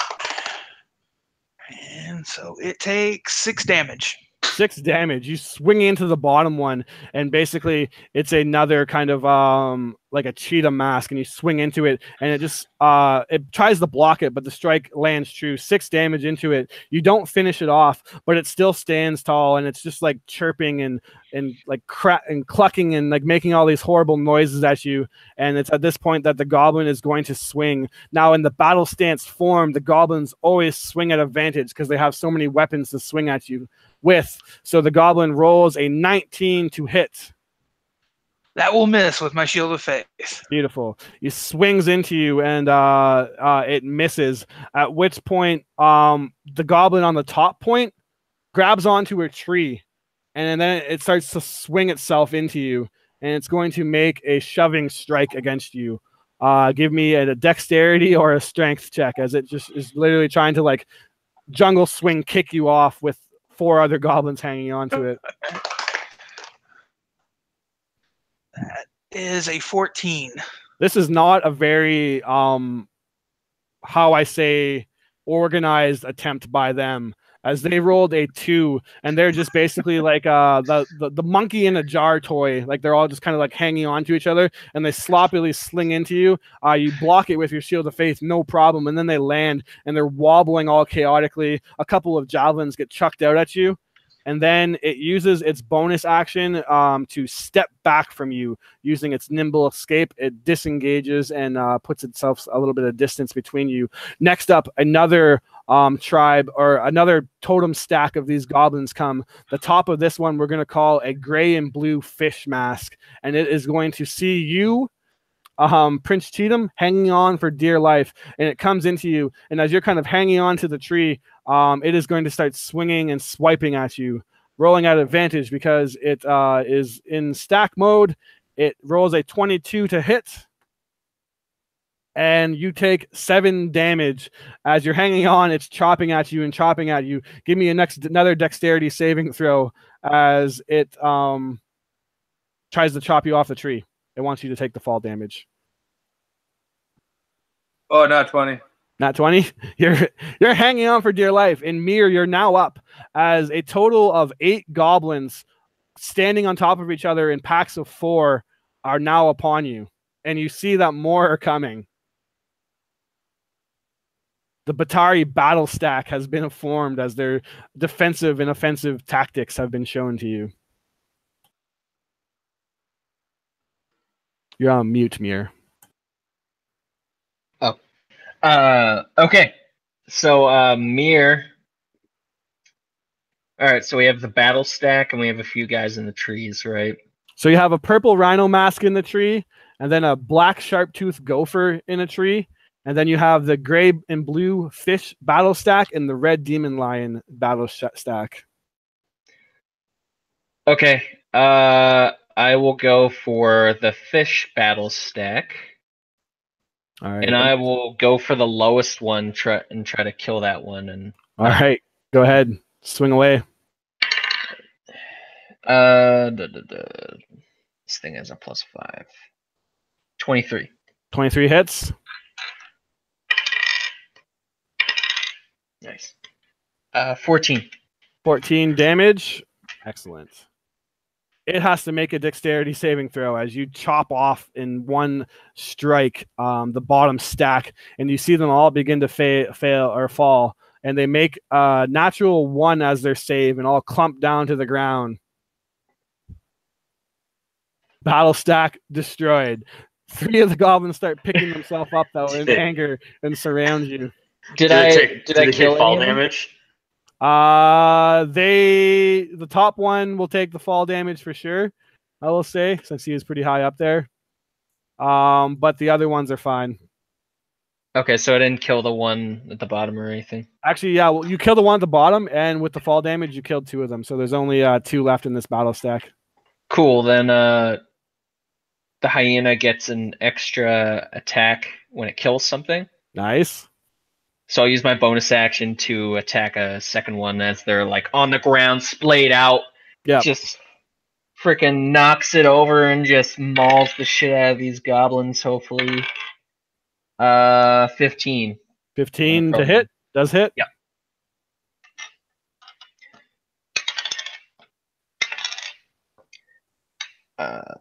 11 damage. 11 damage, takes out another one, as there's only one left in that battle stack now. The gray and blue fish is the only one, or no, that one died. So yeah, there's just another one that's wearing like a kind of green fish mask that's still alive.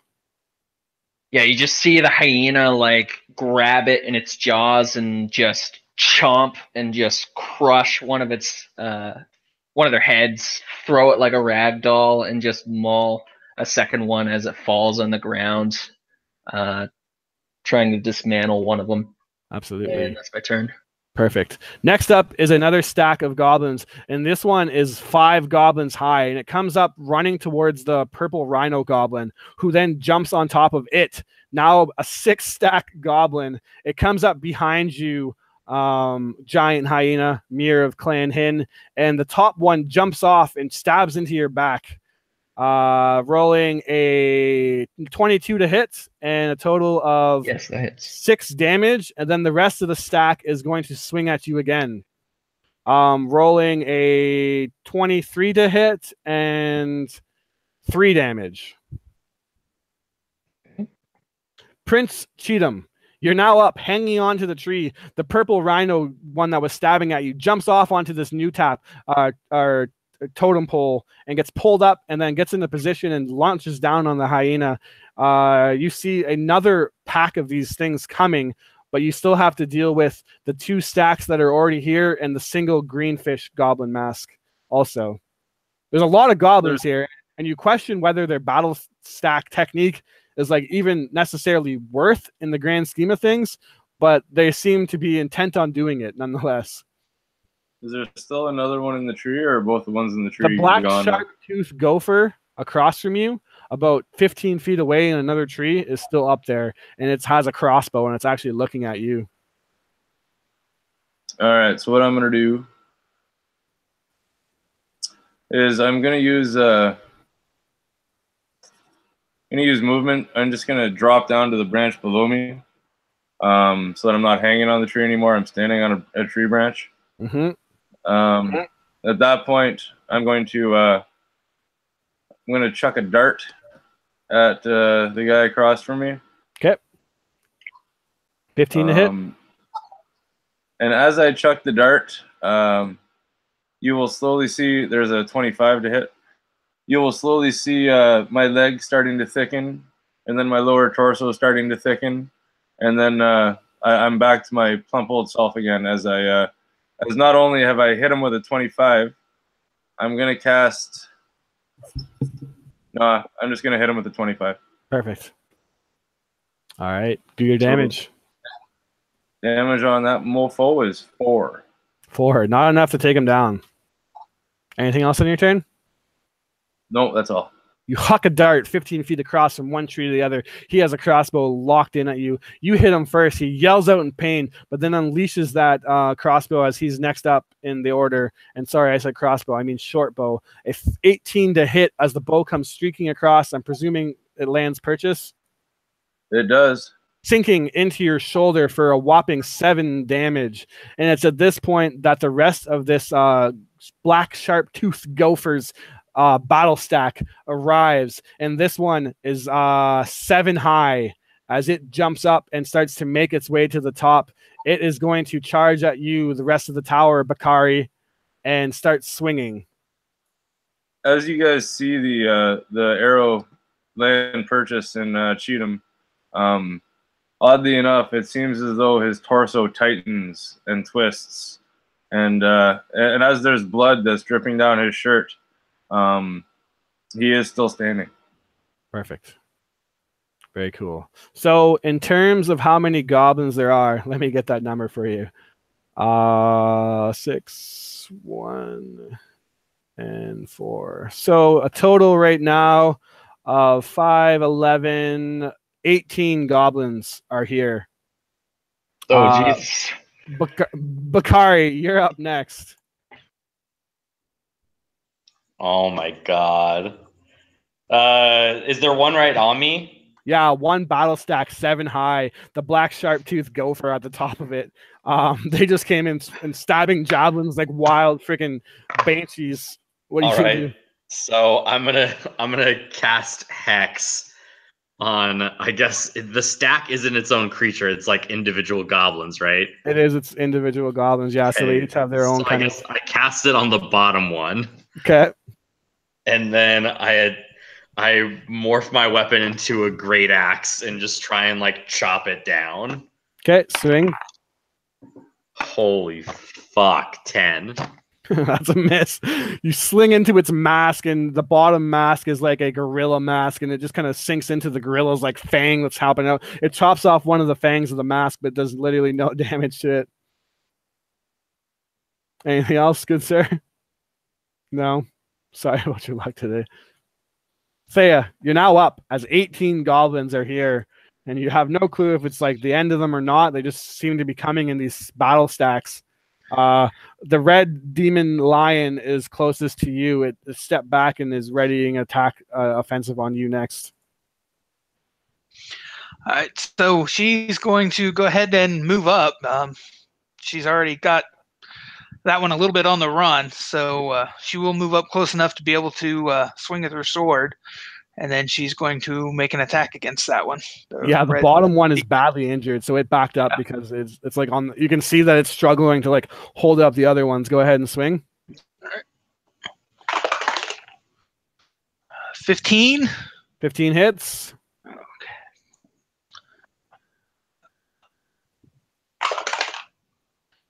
That is 7 damage. 7 damage. You take the bottom one out, knocking it down to a 3. Let's see if it makes it save to hold its stack form. Dexterity save. This one does. The one falls away, but then the other one just lands below and it momentarily like wobbles, but it keeps the other 2 ahead of it. I'm going to go ahead and use my War Priest. I can make an extra attack as a bonus action. Okay. Part of my war domain. So I'm going to attack the new bottom one. And that's a 19. Definitely hits.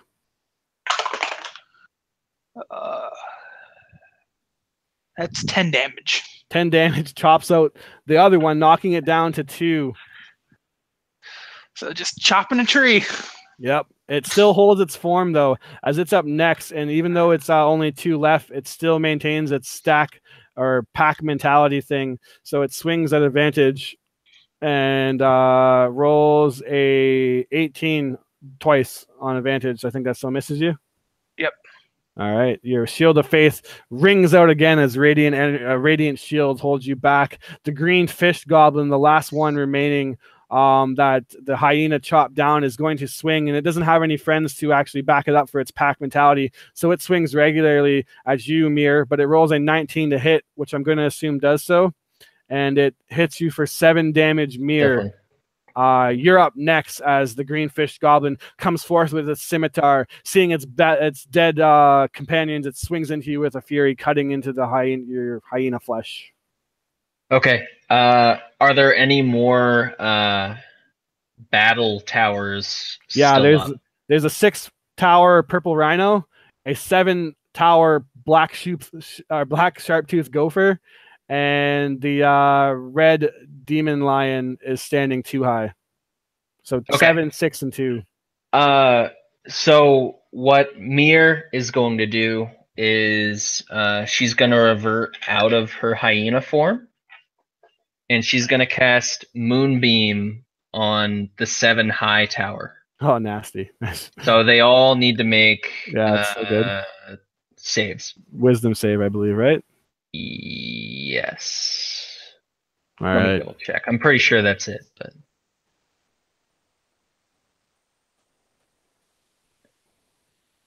con saves. Con saves? Yeah. Okay. So let me do that. I'm just gonna 7 of them. I'm just gonna roll just to be a bro. I'm gonna roll for 1 instead of 7 checks, and I rolled a 7. Yes. All Just right. because I don't feel like rolling 7 con. Gotcha. It does 17 radiant damage, I think it is. Holy shit. So you just literally describe what it looks like as you just eliminate a 7-stack gopher tower.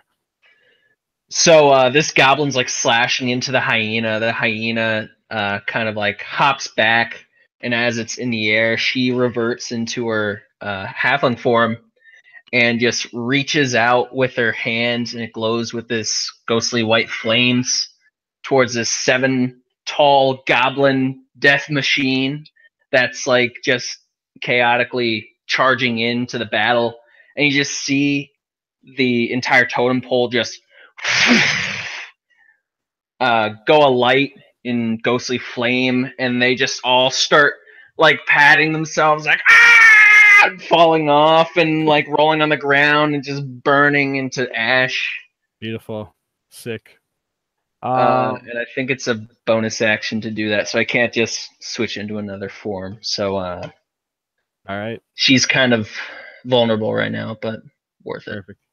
The battle stack of purple rhinos is going to swing at you, Mir, and it rolls again. I'm rolling incredible 18 right now for a total. That's a hit. For a total of 7 damage, and then it's gonna bonus action disengage, and you hear it speaking in Goblin. Does anyone speak Goblin by chance? No. Nope. All right, you don't know what it's saying, but it is turning tail and running. Prince Cheatham, you're up next. All right, so Prince Cheatham is going to fire a dart at the 6 tower. Yep. Top or bottom or middle?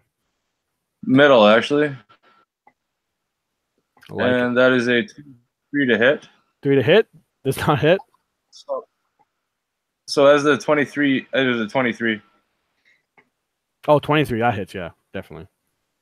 Okay, so with the hit, I'm actually going to cast as a bonus action Hail of Thorns on the whole stack, or on the creature that I hit. And the Hail of Thorns doesn't take effect until my next turn, but basically it's every creature within 5 feet has to make a save. So perfect. The damage on the little dude I just got is 5. All right, he stays alive. All right, Bakari, you're up next as the purple rhino stack seems to be retreating. Are they 30 feet away from me? So can I still reach them? I'll say within 30 feet. All right. I run up and try to attack again. All right, there we go. 20 this time. That hits. You did it. We got there, boys. Oh, shit. 14 damage. It just cleaves through the bottom one. Yep, and it does, knocking it down to a 5 stack, and let's see if it holds formation. Dex save. It does.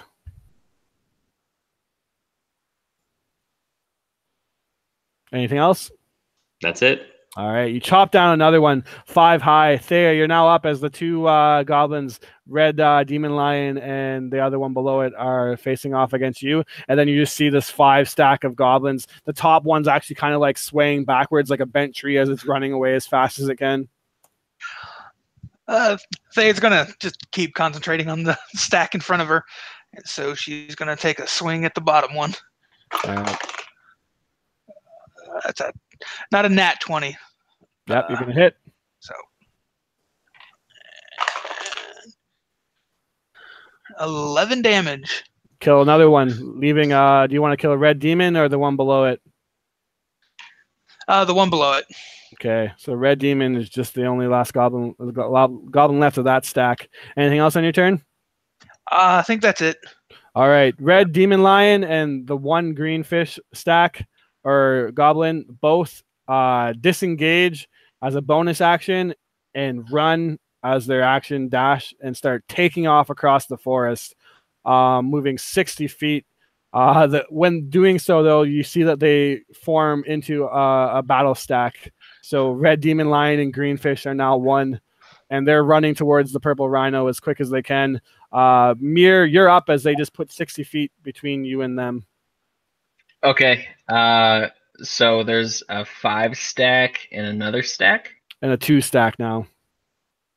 All right, so I'll go for whichever stack has the most goblins, and I can move the moonbeam up to 60 feet from where I put it last. Sick. So yeah, let's make another con save. Yep. This one is 19. So We'll That's say pass. half. You still Okay. might kill them anyways. 19 if they failed, but they passed. So that's what, 9? 9. That's still enough to, I believe, evaporate them all. Yeah, you take out all 5 of them. Just a beam of moon completely burns these things. They're screaming and crying in pain and rolling around. Anything else on your turn? She just shouts out, "Nothing will stand between me and my goals! You'll burn!" Perfect. Cheatham, you hear the war cry of Mir as she swears vengeance, or not vengeance, but death to all her enemies. What do you wish to do? As 2 goblins are left and they're 60 feet away, running for dear life. I imagine that the one goblin I marked with Hail of Thorns is dead then. Yep. So realizing that there's 2 left at 60 feet, and Prince Cheatham's bleeding profusely. Already taken more damage than anyone in the party would have thought that this small gnome had the ability to take. He'll just sit there and cast Cure Wounds on himself. Perfect.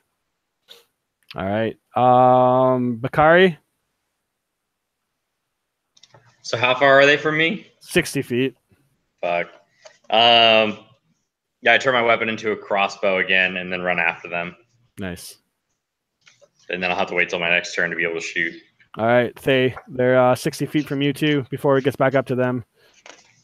I'm just going to drop my sword.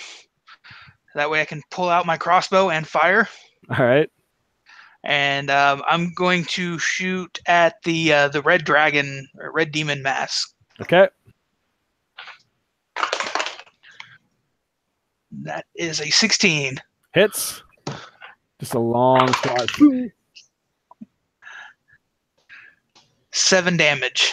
7 damage is just enough to kill Red Demon. As only you just see them running away, giving it everything they have, and then a single arrow just goes through, sinks into the back of his head, and Greenfish is like still carrying the Red Demon, not really realizing that it's actually dead yet. It is up, however, and it is going to continue to run its full, and then it moves 60 feet. So are you continuing to chase Mir? I'm assuming you're going to evaporate it. Yeah. All right. So I will just say that you evaporate that guy then. Yeah, he's running and like you just see the white light like chasing just behind him, almost playing with him, and then just gets melted like a ant in a magnifying glass. Absolutely. Then as you finish them off, there's a moment of silence, and then you start to hear like the tribal drumming again. Oh God. And chirps and caws, as it seems like there is potentially more of them. What else could we possibly learn? I was going to say, Thay is kind of like, all right, somebody grab a body and a mask, and I think we'll be good. All right. So you grab a goblin mask and the body of a goblin. Yeah, I'll pick up a couple corpses. All right. And you turn tail. So are you grabbing? I'll say there's quite a bit of mass. They'll obviously be kind of unwieldy to carry, but how many bodies or masks do you want to try to carry? There's a total of 18 for pickings, but I'm going to say you can't carry 18 goblin corpses on you. Or you can try, but it's going to be pretty. I don't know. How much do they weigh? They weigh. Mir turns into a bear, and they put all the bodies and all the masks on the back. Okay, they just not really. Yeah. Thea will definitely grab the red demon mask of the tower that she pretty much decimated. That's kind of her trophy. Actually, yeah, I'll say that most of the ones that got moonbeamed are actually like burnt to a crisp, actually. So that makes my life a whole lot easier. There is about a total with them being burnt to a crisp, I'll say 3 goblins and 3 masks that escaped the sunbeam of death or moonbeam of death. So if you want to carry 3 corpses and 3 masks back, that's absolutely fine.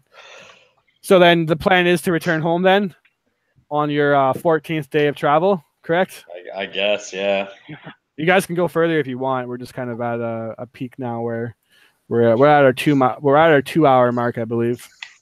I need to take a rest, and I don't think the goblin drums and chirps are going to allow that to happen. So, Yeah.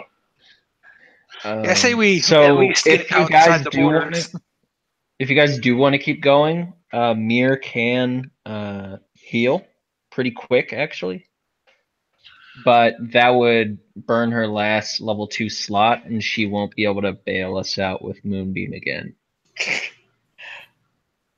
I mean, I have 2d6 of healing that I could throw on you if we did want to like push more. I don't really know what the point would be of pushing more though. Is the thing. You guys, Is there should anything see at that least Volo the was goblin like especially towns intent so that on we can learning? report back on how their towns laid out. But other than that, I can't think of any other reason to keep going either.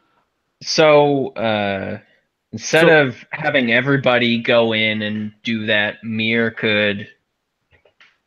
Oh, I don't think she could turn into something like a fly yet. Actually, no, you can't. can't. Okay. Yeah, I feel like just knowing generally where the village is and kind of being able to talk about them is enough.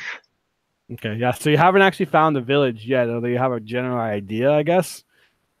So in terms of what information you have found out, you've obviously found out that they enjoy torture and are pretty violent. Like you know their torture methods, so that can get you some money. You know that they like to wear these masks and whatnot, and that might fetch you a price. So you know that. You know their combat techniques, which are the battle stacks.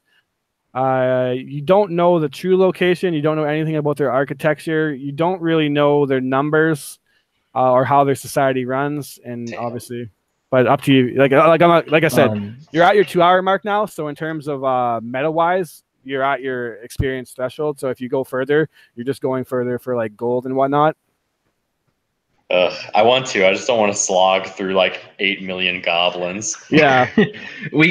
So I have pass without a trace. Nice. That's another level 2 slot though. So Ooh. Okay. So yeah, I'm gonna say all you hear is a loud kind of like tribal banging now. Like I have some serious. How about would instead say of- that he would take care of large groups, but it's really up to our group if we want to keep moving. I would need to be protected to take on large groups. How about we just run in, see what's going on, and run away?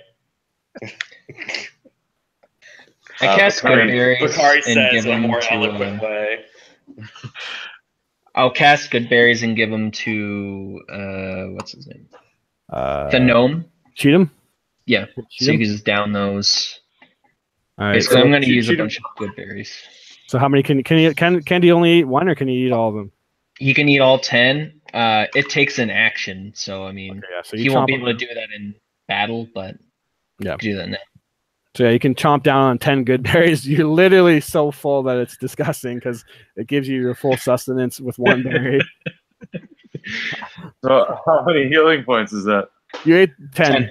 You ate the Willy Wonka everything meal pill or whatever it was, and you're starting to turn into a giant blueberry for sure. But you heal 10 if you want. Cheatham looks to his companion and says, "Thank you very much," and is definitely willing to continue on. Cheatham I do also have says those. that, I do have the Rhea leaves roots. Yeah, that's 2d4. Yeah, if you want to eat even more stuff, you can Just gobble. Yeah. And I'll cast take a root second round of good berries to heal myself and somebody else who needs 5. Okay. I'll take 5. Got 5. All right, perfect. So then we're continuing forward then. All right, let's go. Let's do let's it. Moonbeam of Death will carry the day, hopefully. Okay. So you make your way forward and the tribal beat kind of continues for a while. Doom, doom, doom, doom, doom, doom, boom, boom, boom, boom, boom. And then it kind of momentarily, as you make your way to the encampment, you find it. You find Yelyark is what it's called. I will quickly screen share the map itself so that you guys can get a cool look at that. Since I have it, I might as well show you it. Smaller size, and then make that the size I want it to be. And it's going to be confusing when you look at it, but I will explain momentarily. So you see a river, like a small river, and a couple canoes beached. You see what looks like a large tent off in the kind of western northwest portion with some trees. You see 3 large steaming piles of dirt, and then laying on like tarps and trees sticking out from it are a bunch of goblin huts. And in the center of the goblin tarp is one massive goblin that is not wearing a mask. And let me screen share one other thing. Close all that. Where do I want to screen share it? Right here. You see dancing around in the center of these like 20 goblins playing these tribal drums is this massive, like large in size, or like humanoid in size goblin with this big nose and these large like ponytail dreads and like large horns kind of for adornment around her and a scarf. And you see that this is Queen Grabstab, and she's standing and dancing around in the middle of the tribal drums. And as you guys arrive, she stops. The drums stop. And then they smile at you. And back to that map, sorry.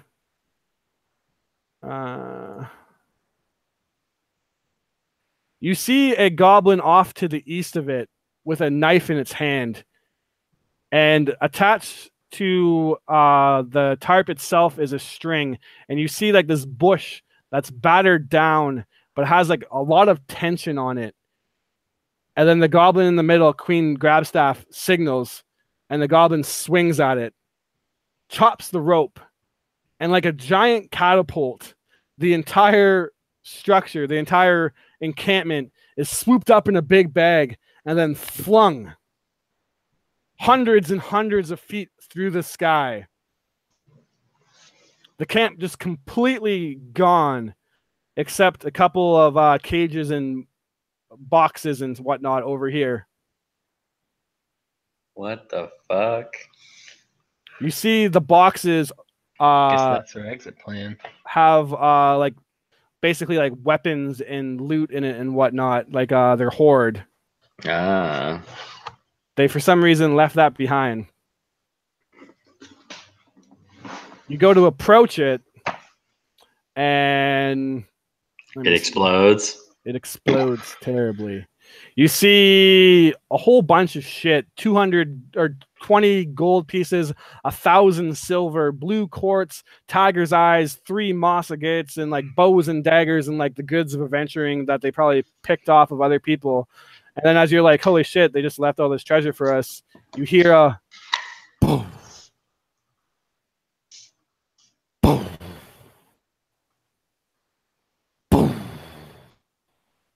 You feel the ground beneath you shaking.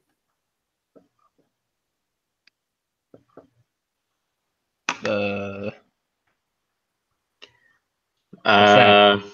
cast Detect Magic to look and see if there's any good shit in that pile. Nothing magical in that pile.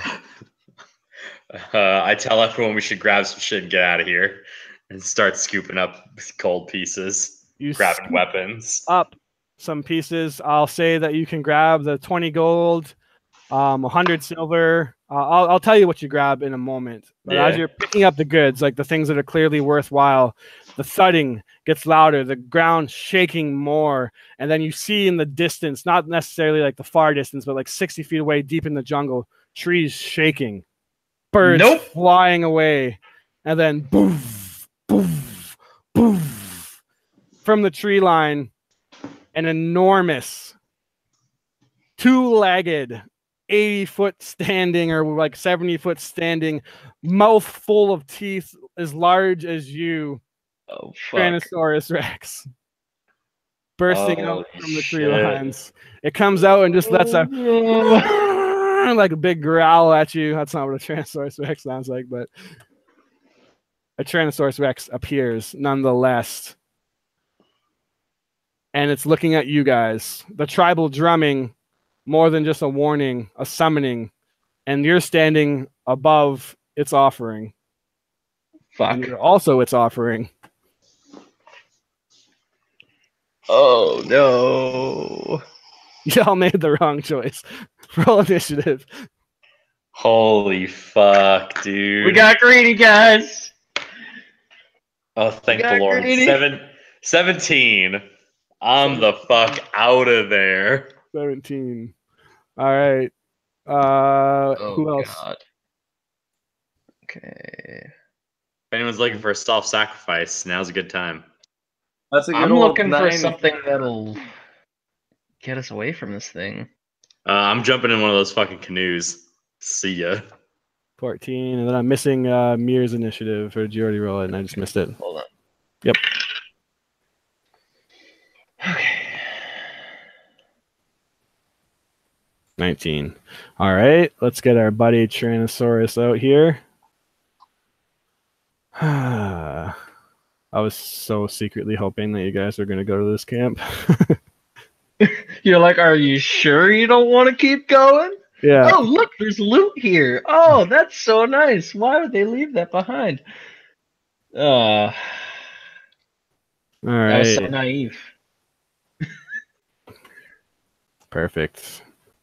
All right. Thea, you're the first to act. I'll give you guys initiative really quick. Someone want to just type this out for me since I used something else. It goes Thea, T-Rex, Mir, Bakari, and Cheatham. So the T-Rex is after you, Thea. You're the first to act. And then again, before you do act, Thea, T-Rex, Mir, Bakari, Cheatham. Thea, she is going to use her bonus action. Actually, no, she's going to save that. She's going to use her action and dash and move 60 feet away from this T-Rex as fast as she possibly can. Okay. T-Rex is now up next. Let's roll a D3 for who it sees on the treasure hoard. Actually, I'll just roll a D4 and 1, 2, 3, 4. I kid you not. I apologize, Prince Cheatham. It is you that it sees, and it charges forth and runs in, towering above you now. This huge creature. It goes in and tries to bite down on you, rolling a impressive natural 1 on its first strike. 11. I'm pretty Oh my gosh. So you dodged that, but it makes 2 attacks on its turn. One with its bite, one with its tail. It goes in for a tail strike. And I'm pretty tired. Go at disadvantage. This is a dex save from Mir, Bakari, and the gnome Cheatham. My dex is different now. It's not the hyena. 11. 18. So you wanted 16. to roll 14 or higher. On a fail of less than 14, 23 damage. And Oh, fuck. on a success, obviously half that. That would have nearly killed me in one go. All right. 23. So it's like, what, 11? 11? Yep. Right. Here comes the pain train. Wait, so it attacked all 3 of us? Yeah. Tail? Okay. Yeah. What the fuck? Mir, you're now up as this creature's massive tail comes swinging in, smashing the treasure that you didn't grab. You feel just absolutely foolish now in the grand scheme of things, holding your loot that you thought you outwitted the goblins with, and this towering creature now above you. What do? Drool dripping from it down onto you, these big sloshing puddles that would literally be ankle high if you stepped in them. Okay. She just shouts out, "We need to run!" And she'll cast Maximilian's Earthen Grasp on the T-Rex, and it needs to make a strength save. Oh, shit. As like these gigantic rock gauntlets just reach up and grab its legs and just turn into these rock boots and attempt to restrain it in place. to try to 22. get out of here. Yeah, it passes. So, all right. Let's see if it does anything. If it passes, as an action, you can cause the hand. Do I get to try again? No. On a success, the target escapes and is no longer restrained by the hand. It tries to grab on. So later on, I can still try to make the hand go after him. All right. So yeah. because it's concentration. Okay. Perfect. So the hand like tries to grab it, but it can't. So Mir's gonna turn into a dire wolf. All right. Bonus action. And fuck. I guess she's just gonna take the opportunity attack and run for it. All right. You're gonna oppie? Holy shit. Yeah, dude, if I stay here, it's just gonna kill me. It's true. 16 to hit. This is a big. For a direwolf? Yeah, that hits. Oh, fuck. So I mean, you'll probably be fine, but you take damage, and when it bites you, you're grappled. Oh no! oh my gosh, dude. Oh, yikes. So does it look 33 preoccupied? Like I'd be able to run without being attacked? Oh wait, that's right, because it has to use its reaction to do that. So I'm set. 33 damage. You fucker. Sorry. How much damage did it take? 33. Oh my god, I think that might have taken me out like in one go. Hold on. Nope, I'm still in the form, but I'm almost dead in it. Holy fuck. I'm 37 health, so It's like a trap. now I'm Damn, that's a down. fuck ton of health in there.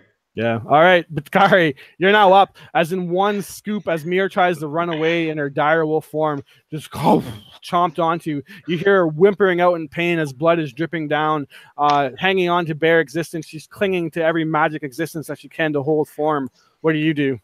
Bakari feels bad that he has to leave and put his wife before her as he moves his hex to the creature and chooses strength for the ability that it has disadvantage on. Smart. As he runs to the fucking canoes and hops that shit into the river, he's out of there. Strength check. Push that canoe in. It's on the beach a bit. Strength check. I can push it twice the strength of a normal person. Yeah, advantage. It's not whether you can, it's just how quickly you do it. Oh, fuck me, man. 12. 12? Still enough to get it into the water, obviously. At which point, Prince Cheatham, you're now up, picking yourself up from the tail. You see your friend Mir being chomped on in dire wolf form. You hear like that kind of like fluctuating between magic, and it's going from whimpers to like her screaming out in pain, as you can tell that she's going to lose form at any moment.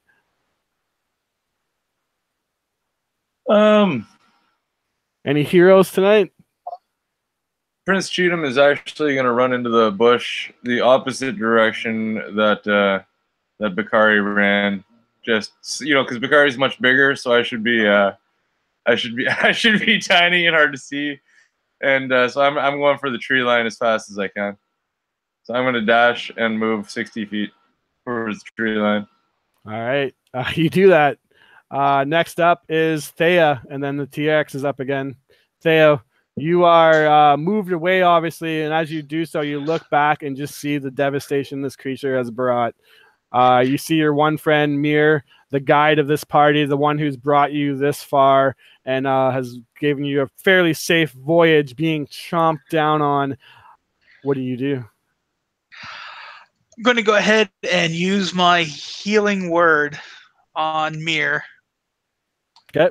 And to have at least give her a little bit of a chance.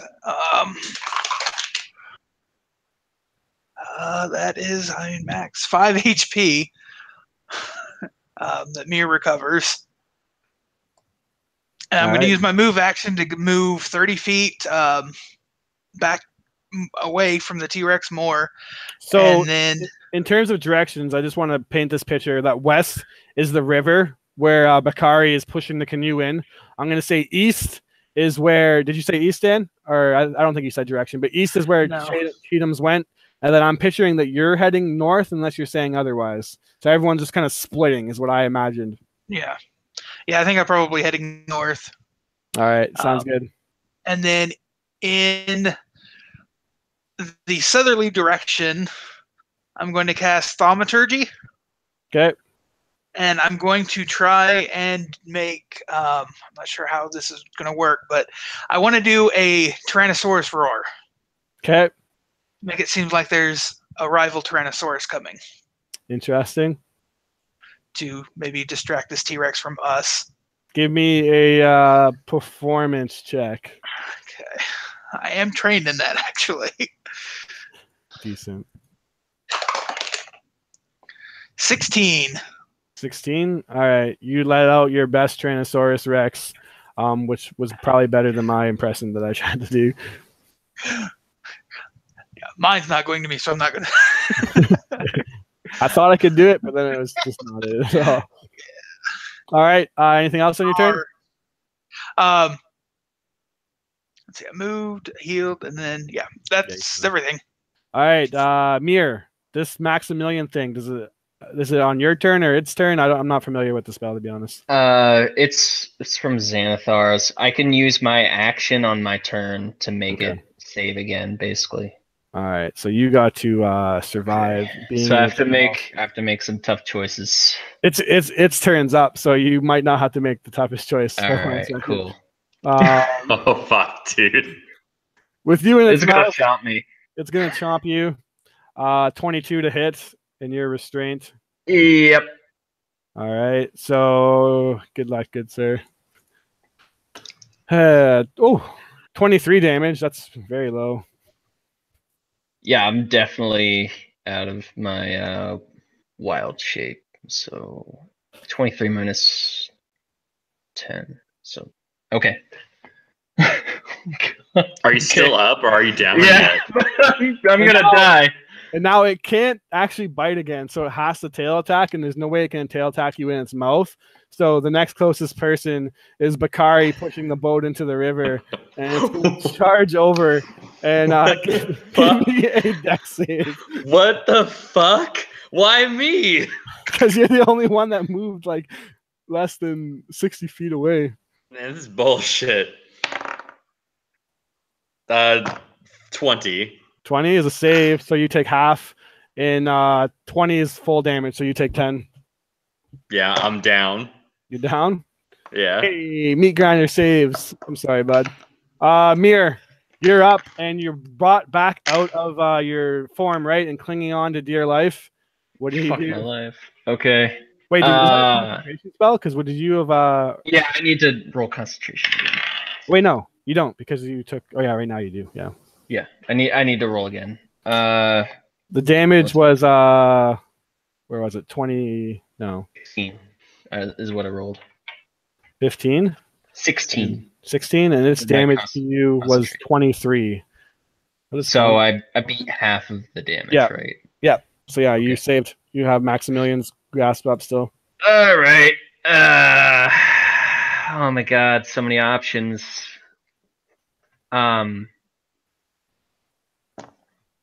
Even if I break the grapple, I would still need to get away without a disengage. Fuck my life. And it is hexed right now on strength, but that's checks, isn't it? Not. Yeah, it's not. Yeah, well, I'm down, so the hex is like gone. if it did get restrained, it would be stuck. Right. But that wouldn't help me because I wouldn't be able to get out of it. Yeah. And if it hit me, it would just grapple me again, even if I. Okay, fuck my life. Dude, I think we both just die. Dude, I have I one chance to live, and if it works, I might be able to get away. But if it doesn't, I'm fucked. Okay. I'm gonna cast Thunder Wave on it. Oh shit! Try to push it back and get some room to run away in my last wild shape. So con save. I'm gonna tell you right now that it has a +4 in con. So. Oh no. Oh my god. 9 on the roll. I rolled 5 plus the 4 for a total of 9. I shit you not. So like you just see Mir like getting crushed and chomped on, screaming in pain, and then you just hear a thunderclap. And you see the T-Rex rear back, its mouth open, roaring. And Mir drops to the ground, just looks around like an injured rat, and she's gonna turn into whatever her fastest form is to get the fuck out of there. Probably another direwolf to run. That's a 50-foot speed. Okay. She turns into a direwolf as a bonus action and books it. Runs for the tree line. Back the way they came.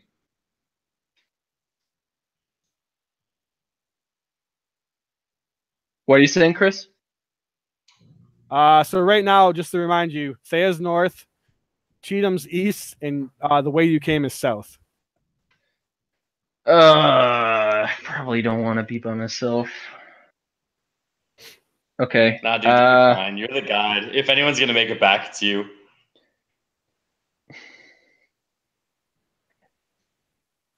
I feel like they.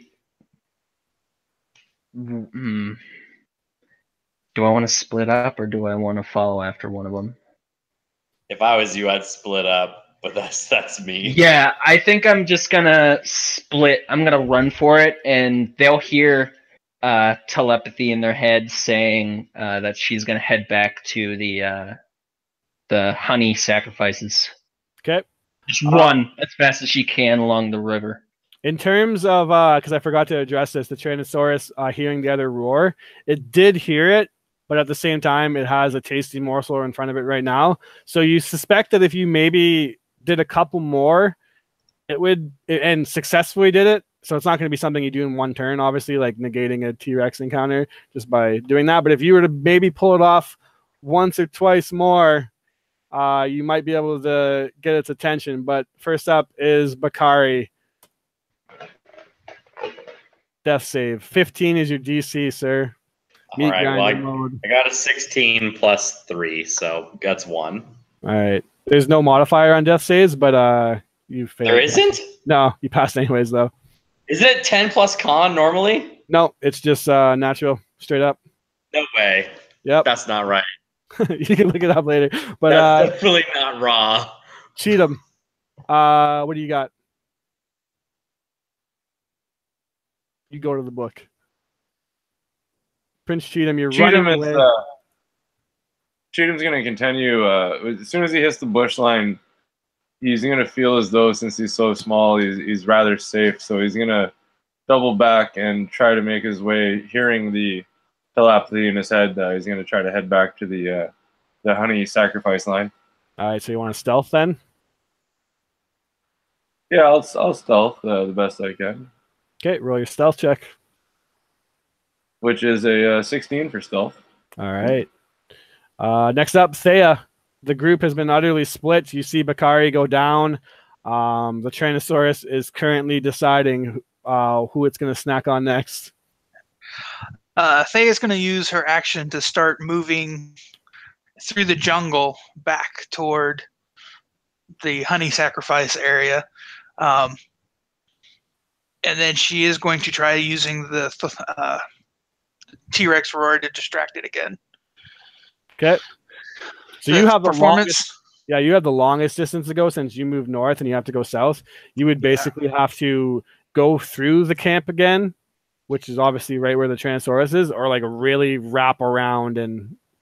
Yeah, I'm probably moving to wrap around. Like Okay. I would probably run into whoever went east. Okay.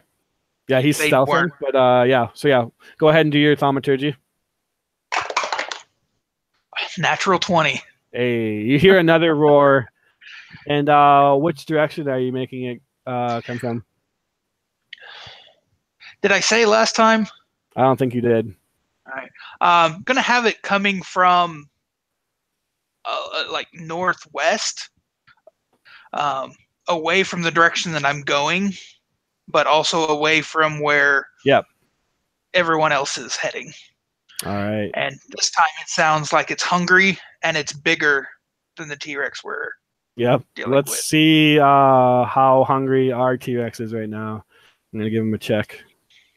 And he's going to use that. So Yeah, I was wondering if he's going to instantly just kill me or not. he rolled high enough to not necessarily give up on his prey yet. But you suspect that if you get him again, that he would probably just bugger off because he thinks that the bigger thing is coming to get him. However, he did not. So we have choices now in terms of who he's going to eat. I feel bad just eating Bakari, but I feel like, I don't know. I mean, if that's what it would do, that's what it would do, man. Yeah. Let me, because Thea is wrapping around. It's such a sad way for the character to go, but that's just what happened. We're gonna see something though, because Mira is 50 feet away in dire wolf form. Prince Cheatham is stealthing, so let's do a perception check and see how aware he is of everybody. He doesn't see Prince Cheatham, so a D3, and he's going to eat you on a 1 and a 4, Corey. 50%. That's better odds than I'd give it. I rolled a 3, so that is Thea, it's coming your way. Oh no! Okay. It comes charging. It can move 100 feet on a dash. So I'm gonna say you're far enough away. So it dashes up to you, and before you know it, it's on top of you again. And you know that like there's no chance you can outrun this thing. So it's on top of you. Mir, what are you doing? You see that you've gotten away. The attention's on Thea. Those rolls today. Oh man, I'm not sure what she could even do to help at this point. I'm not gonna try to attack it. I'm sorry. Like,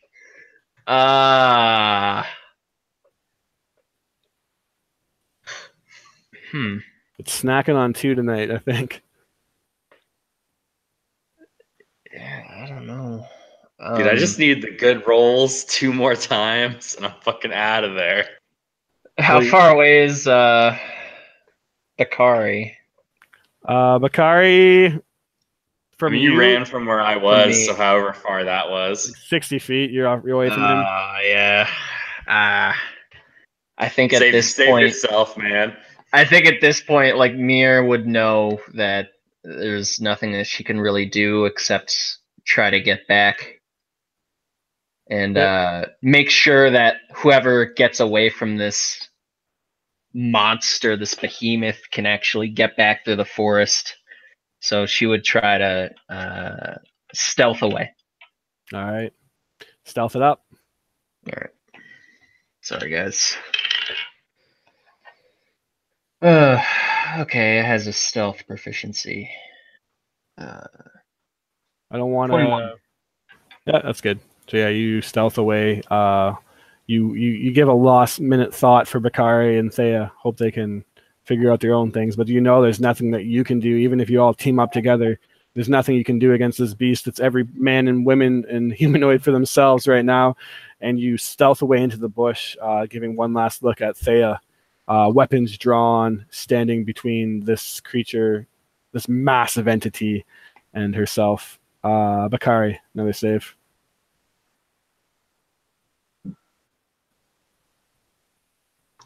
$19, let's go. All right. Prince Cheatham. Prince Cheatham is actually going to use Minor Illusion to create, hopefully, what will be the last Tyrannosaurus Rex call from the northeast. But since I would imagine Minor Illusion is going to be a lot quieter than what Thea is using, I'm going to try to do it closer to the dinosaur's ear, but from the same direction, so that it's kind of like it sounds like it's getting closer. So I'm not one to say no to things very often, but I'm pretty sure a Minor Illusion is like, in terms of sound, not very loud. So I don't think you can. I don't think it would buy it. Could you like make it make like a snout of a T-Rex stick out of the trees or something and try to trick it? Oh, Let me look up minor illusion. I'll give you the chance. I don't like. It's really small. It It's like a wouldn't be able to 5-foot move or cube. anything. I don't but, like saying no, but that's a stretch above everything. I think it's too far too. So I'm Yeah. not the only I one. know, I just had to try something. Yeah, It can only be a 5-foot cube, so I good mean, try. Anything else you got? Just because you know that wouldn't work. Like you can do it if you want, but you know. It No, wouldn't I'm just work. before I continue on running, I'm just going to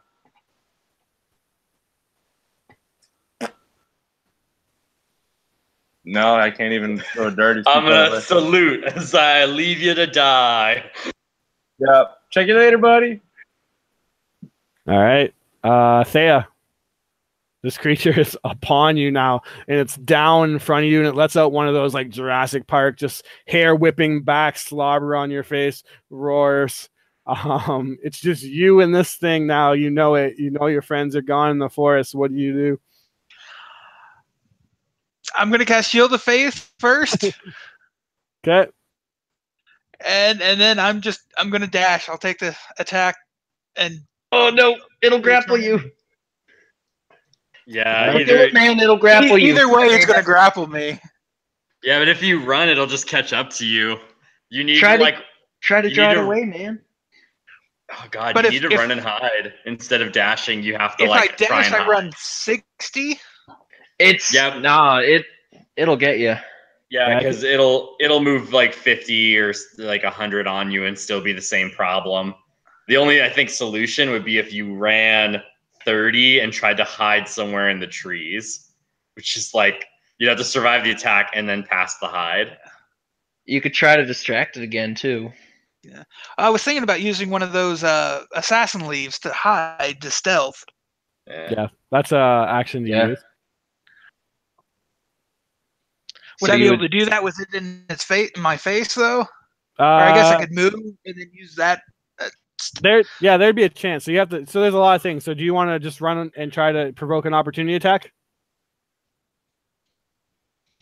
Yeah, Okay. and I am using my Shield of Faith. All right. It rolled a 29 to hit. 19 plus its modifier. Yeah. Shit. Okay. So you're grappled and you take. I'm sorry, bud. 37 damage. 37 Yeah, I rolled real high on that one. kills me outright. Jesus. So Like- killed outright or like Like unconscious? I only had 21 HP total, and I only had 13 left. Oof. So that's 34. So you are swallowed whole as this creature Oh, devours you. Here, I'm gonna say you're far enough away in stealth that as long as you keep moving, you actually what do you do? We'll say I'm not gonna tell you that you feel safe at all because this thing can move. Yeah, fuck that. I'm not gonna feel safe at all. She would keep running until she's back at the honey statues, basically, and then she'd sit and wait. Actually, wait, I skipped its turn because that was Thea's turn. Holy fuck. Yeah, my bad. Oh, because that was an opportunity attack. Yeah. Shit. Oh, I just fuck.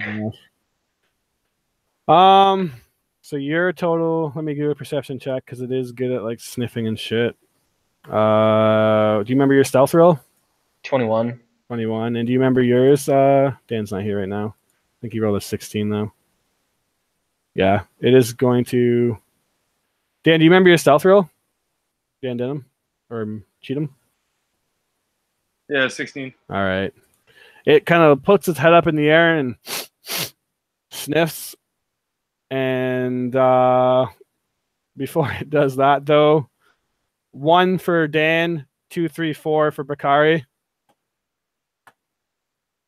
That's a 4. Sorry. 120 feet away. I'm sorry, Bakari. This thing can move 100 feet on its turn. It could catch you, no problem. God. And because I'm down, it's an auto crit, so I'm pretty sure it's enough damage it just kills me. Yeah, so Unless like it has to do if it does the more than 32. yeah, If it does 32 or more, then I'm fucked. On a crit. it does over 50 damage. Oh yeah, fucking dead. Yeah, so Picard just gets swept up and just crushed in its teeth, and the gold weapon just snaps in half and dissipates into the air. See ya. Bringing a Goliath abomination next time. All right. 29 AC. Mir, what do you do on your turn as you hear the sickening crunches and devour of some people? Yeah, I mean, she would head to the rally point and wait to see who makes it. All right. Cheatham, do you go to the rally point? Oh yeah, I'm gonna dash again as fast as I can, and hopefully, with over 200 feet between us, he doesn't smell me anymore. All right. Yep. You guys meet at the point. You wait for how long until? Not long. Long enough for somebody to sprint from where we were to here at like human speed. All right. How's your HP right now, Mir? The have to tell wolf me form numbers? is full, but my regular health is at 5. Okay. So now, 14 days away from home, what do you and Prince Cheatham do with a Tyrannosaurus Rex only a few hundred feet behind you? Is it? Oh fuck! It's still following us. You don't know if it's following you. Like, this is like moments past still, and you've recently set out. So basically, are you doing anything in particular before you do your guide check? Because you still need to make it home. Okay, so first thing, does it seem like it would be safe to cross across like a narrow part of the river so we can kind of lose the scent? Yep.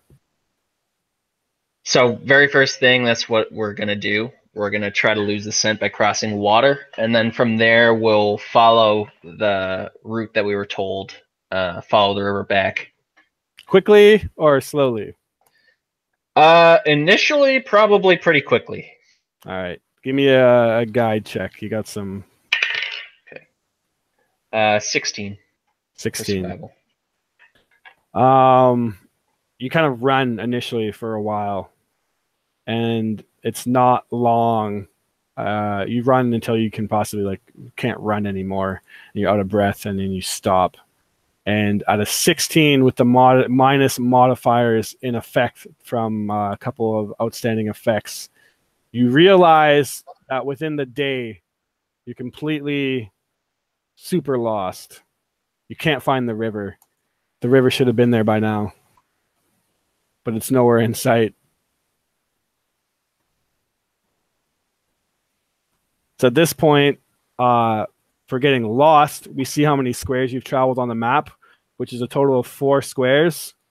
And I add that to a roll to see how many days you spent lost. So you spend a total of 4 days, 5 days lost. Oh, crap. Who wants to be the scout and try to get you guys back on track? Is that an investigation check? Yep. I could do that. My intelligence is pretty good. Okay. All right. Actually, before you do that, both of you give me a con save.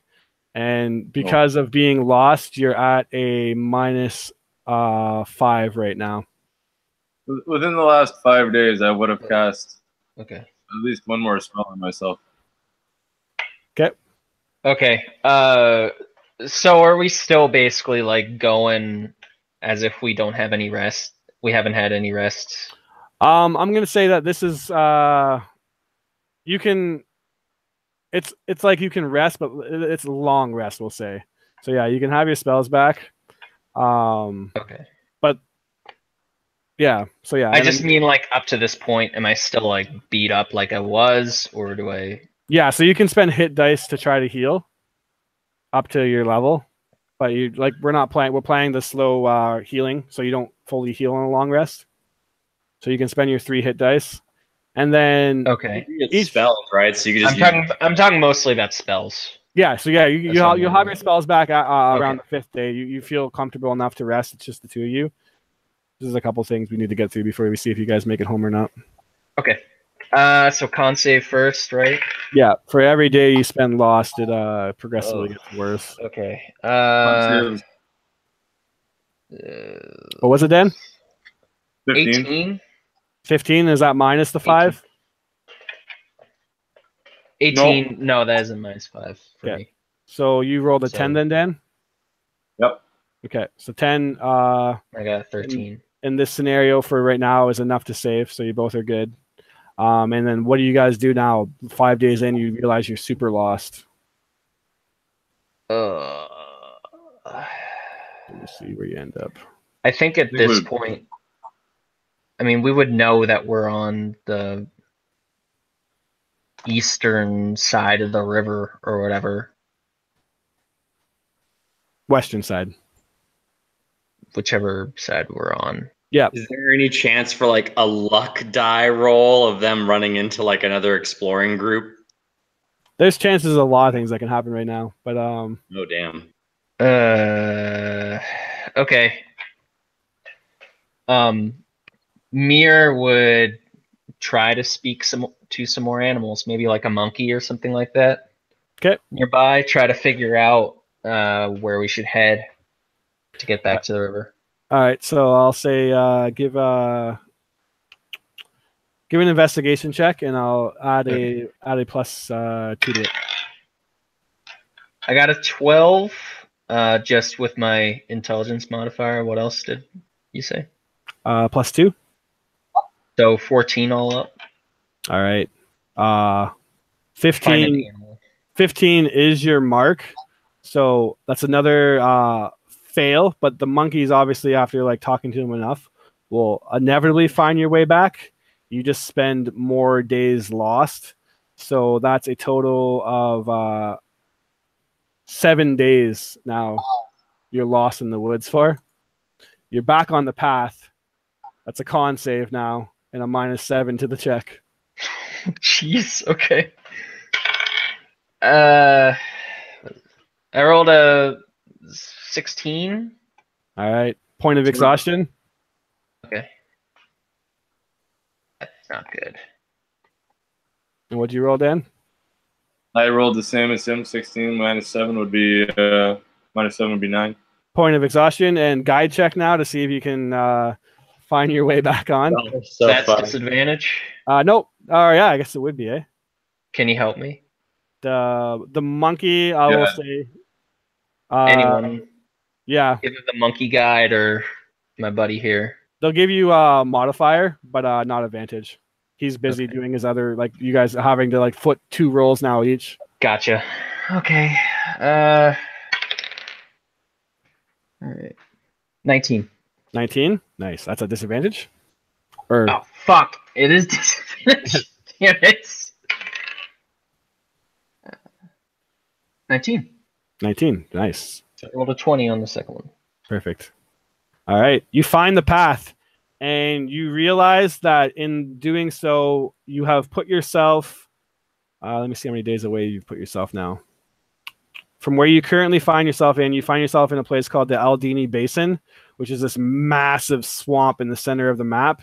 And you've put yourself 1, 2, 3, 4, 5, 6, 7, 8, 9, 10, 11, 12, 13, 14, 15, 16, 17, 18, 20, 21, 22, 23, 24, 25 days away from camp. Oh my god. We're so fucking lost. Being a druid, we'd probably be accustomed to the terrain by now, though, I would imagine, right? What's that?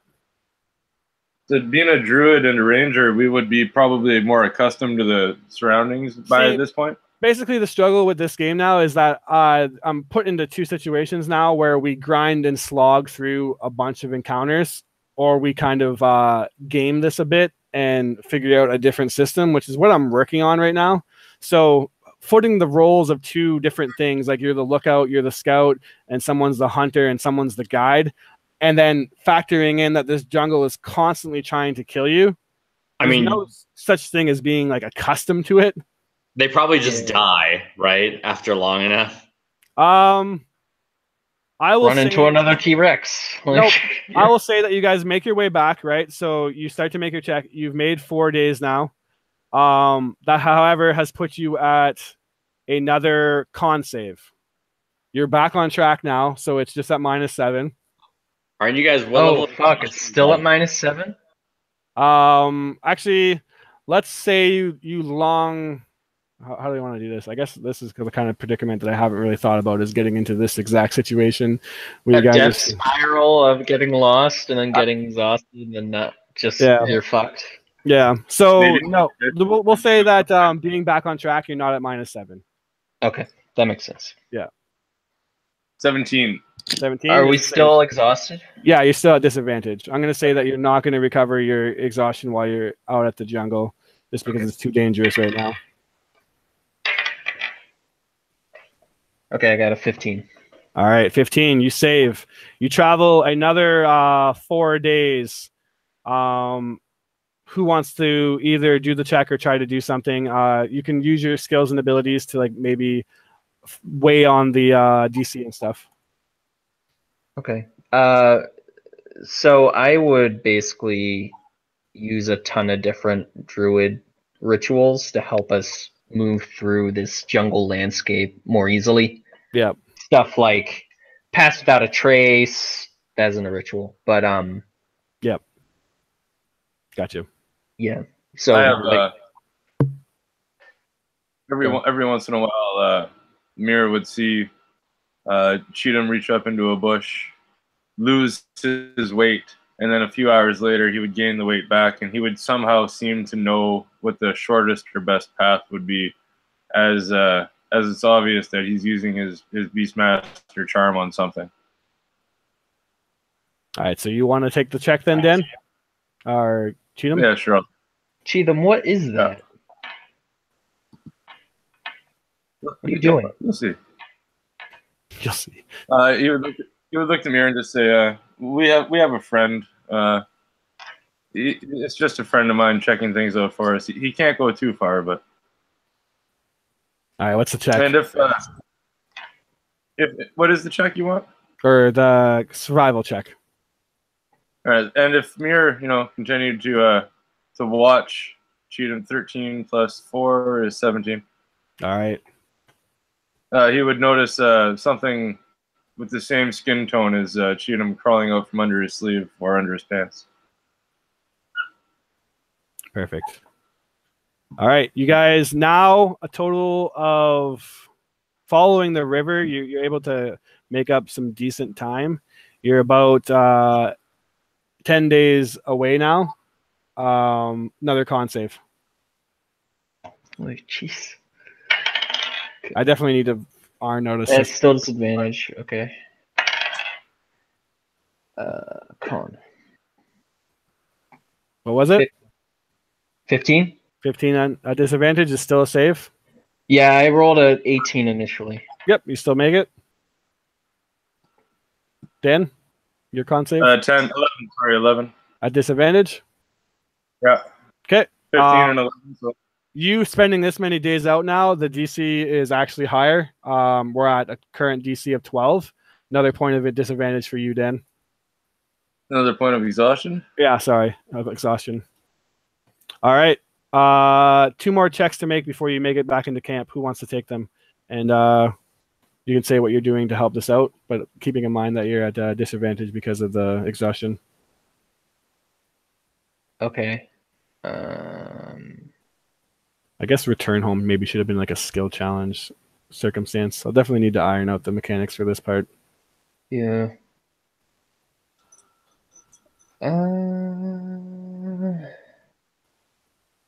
What can I do to help us? Yeah, that's true too. 25 days and nothing attacks. Yeah. They'll definitely need to be. I think like we would montage. I think like things would be fighting them. It's just kind of tough now that we're like this deep into the session to like run another counter. So that's the. we're both pretty stealthy though. Yeah. I mean, I figure that we would be using Pass Without a Trace and just like taking turns together. Yeah. So each of you give me a skill check and your DC 13. I feel like you can just flip a coin, honestly, at this point, if they live or die. Yeah, exactly. So let's just get the check out of the way and see if Okay. you guys make it, just because it's long out at this point. What was it? It was con again? No, any check that you want to be. I'll just say that you're using it Okay. to like navigate yourself, I will use and then I'll go back to the drawing board for at least. perception to try to guide us towards the coast and the city. Yep. And away from where we don't want to be. Yep. So what was that? 18. 18. And disadvantage because of the exhaustion, or? Son of a bitch, every time. Okay. 16. 16 still a save. Dan? I used nature, and my disadvantage was 13. All right, so I'll say you both make it just because at this point we're really just rolling dice to see if you live or die. It's kind of drawn out. You make it back to Nianzaru, absolutely covered in mud, and literally you barely look humanoid at this point. You spent so much time out in the jungle, running away from so many creatures, stealthing and doing everything that you can to survive. You've almost become a bit of an animal here. Now, in doing so, you lost a lot of what you were carrying, I'm going to say, because that obviously sounds like it would make sense. I'll say you kept a mask each, which gains you 50 gold.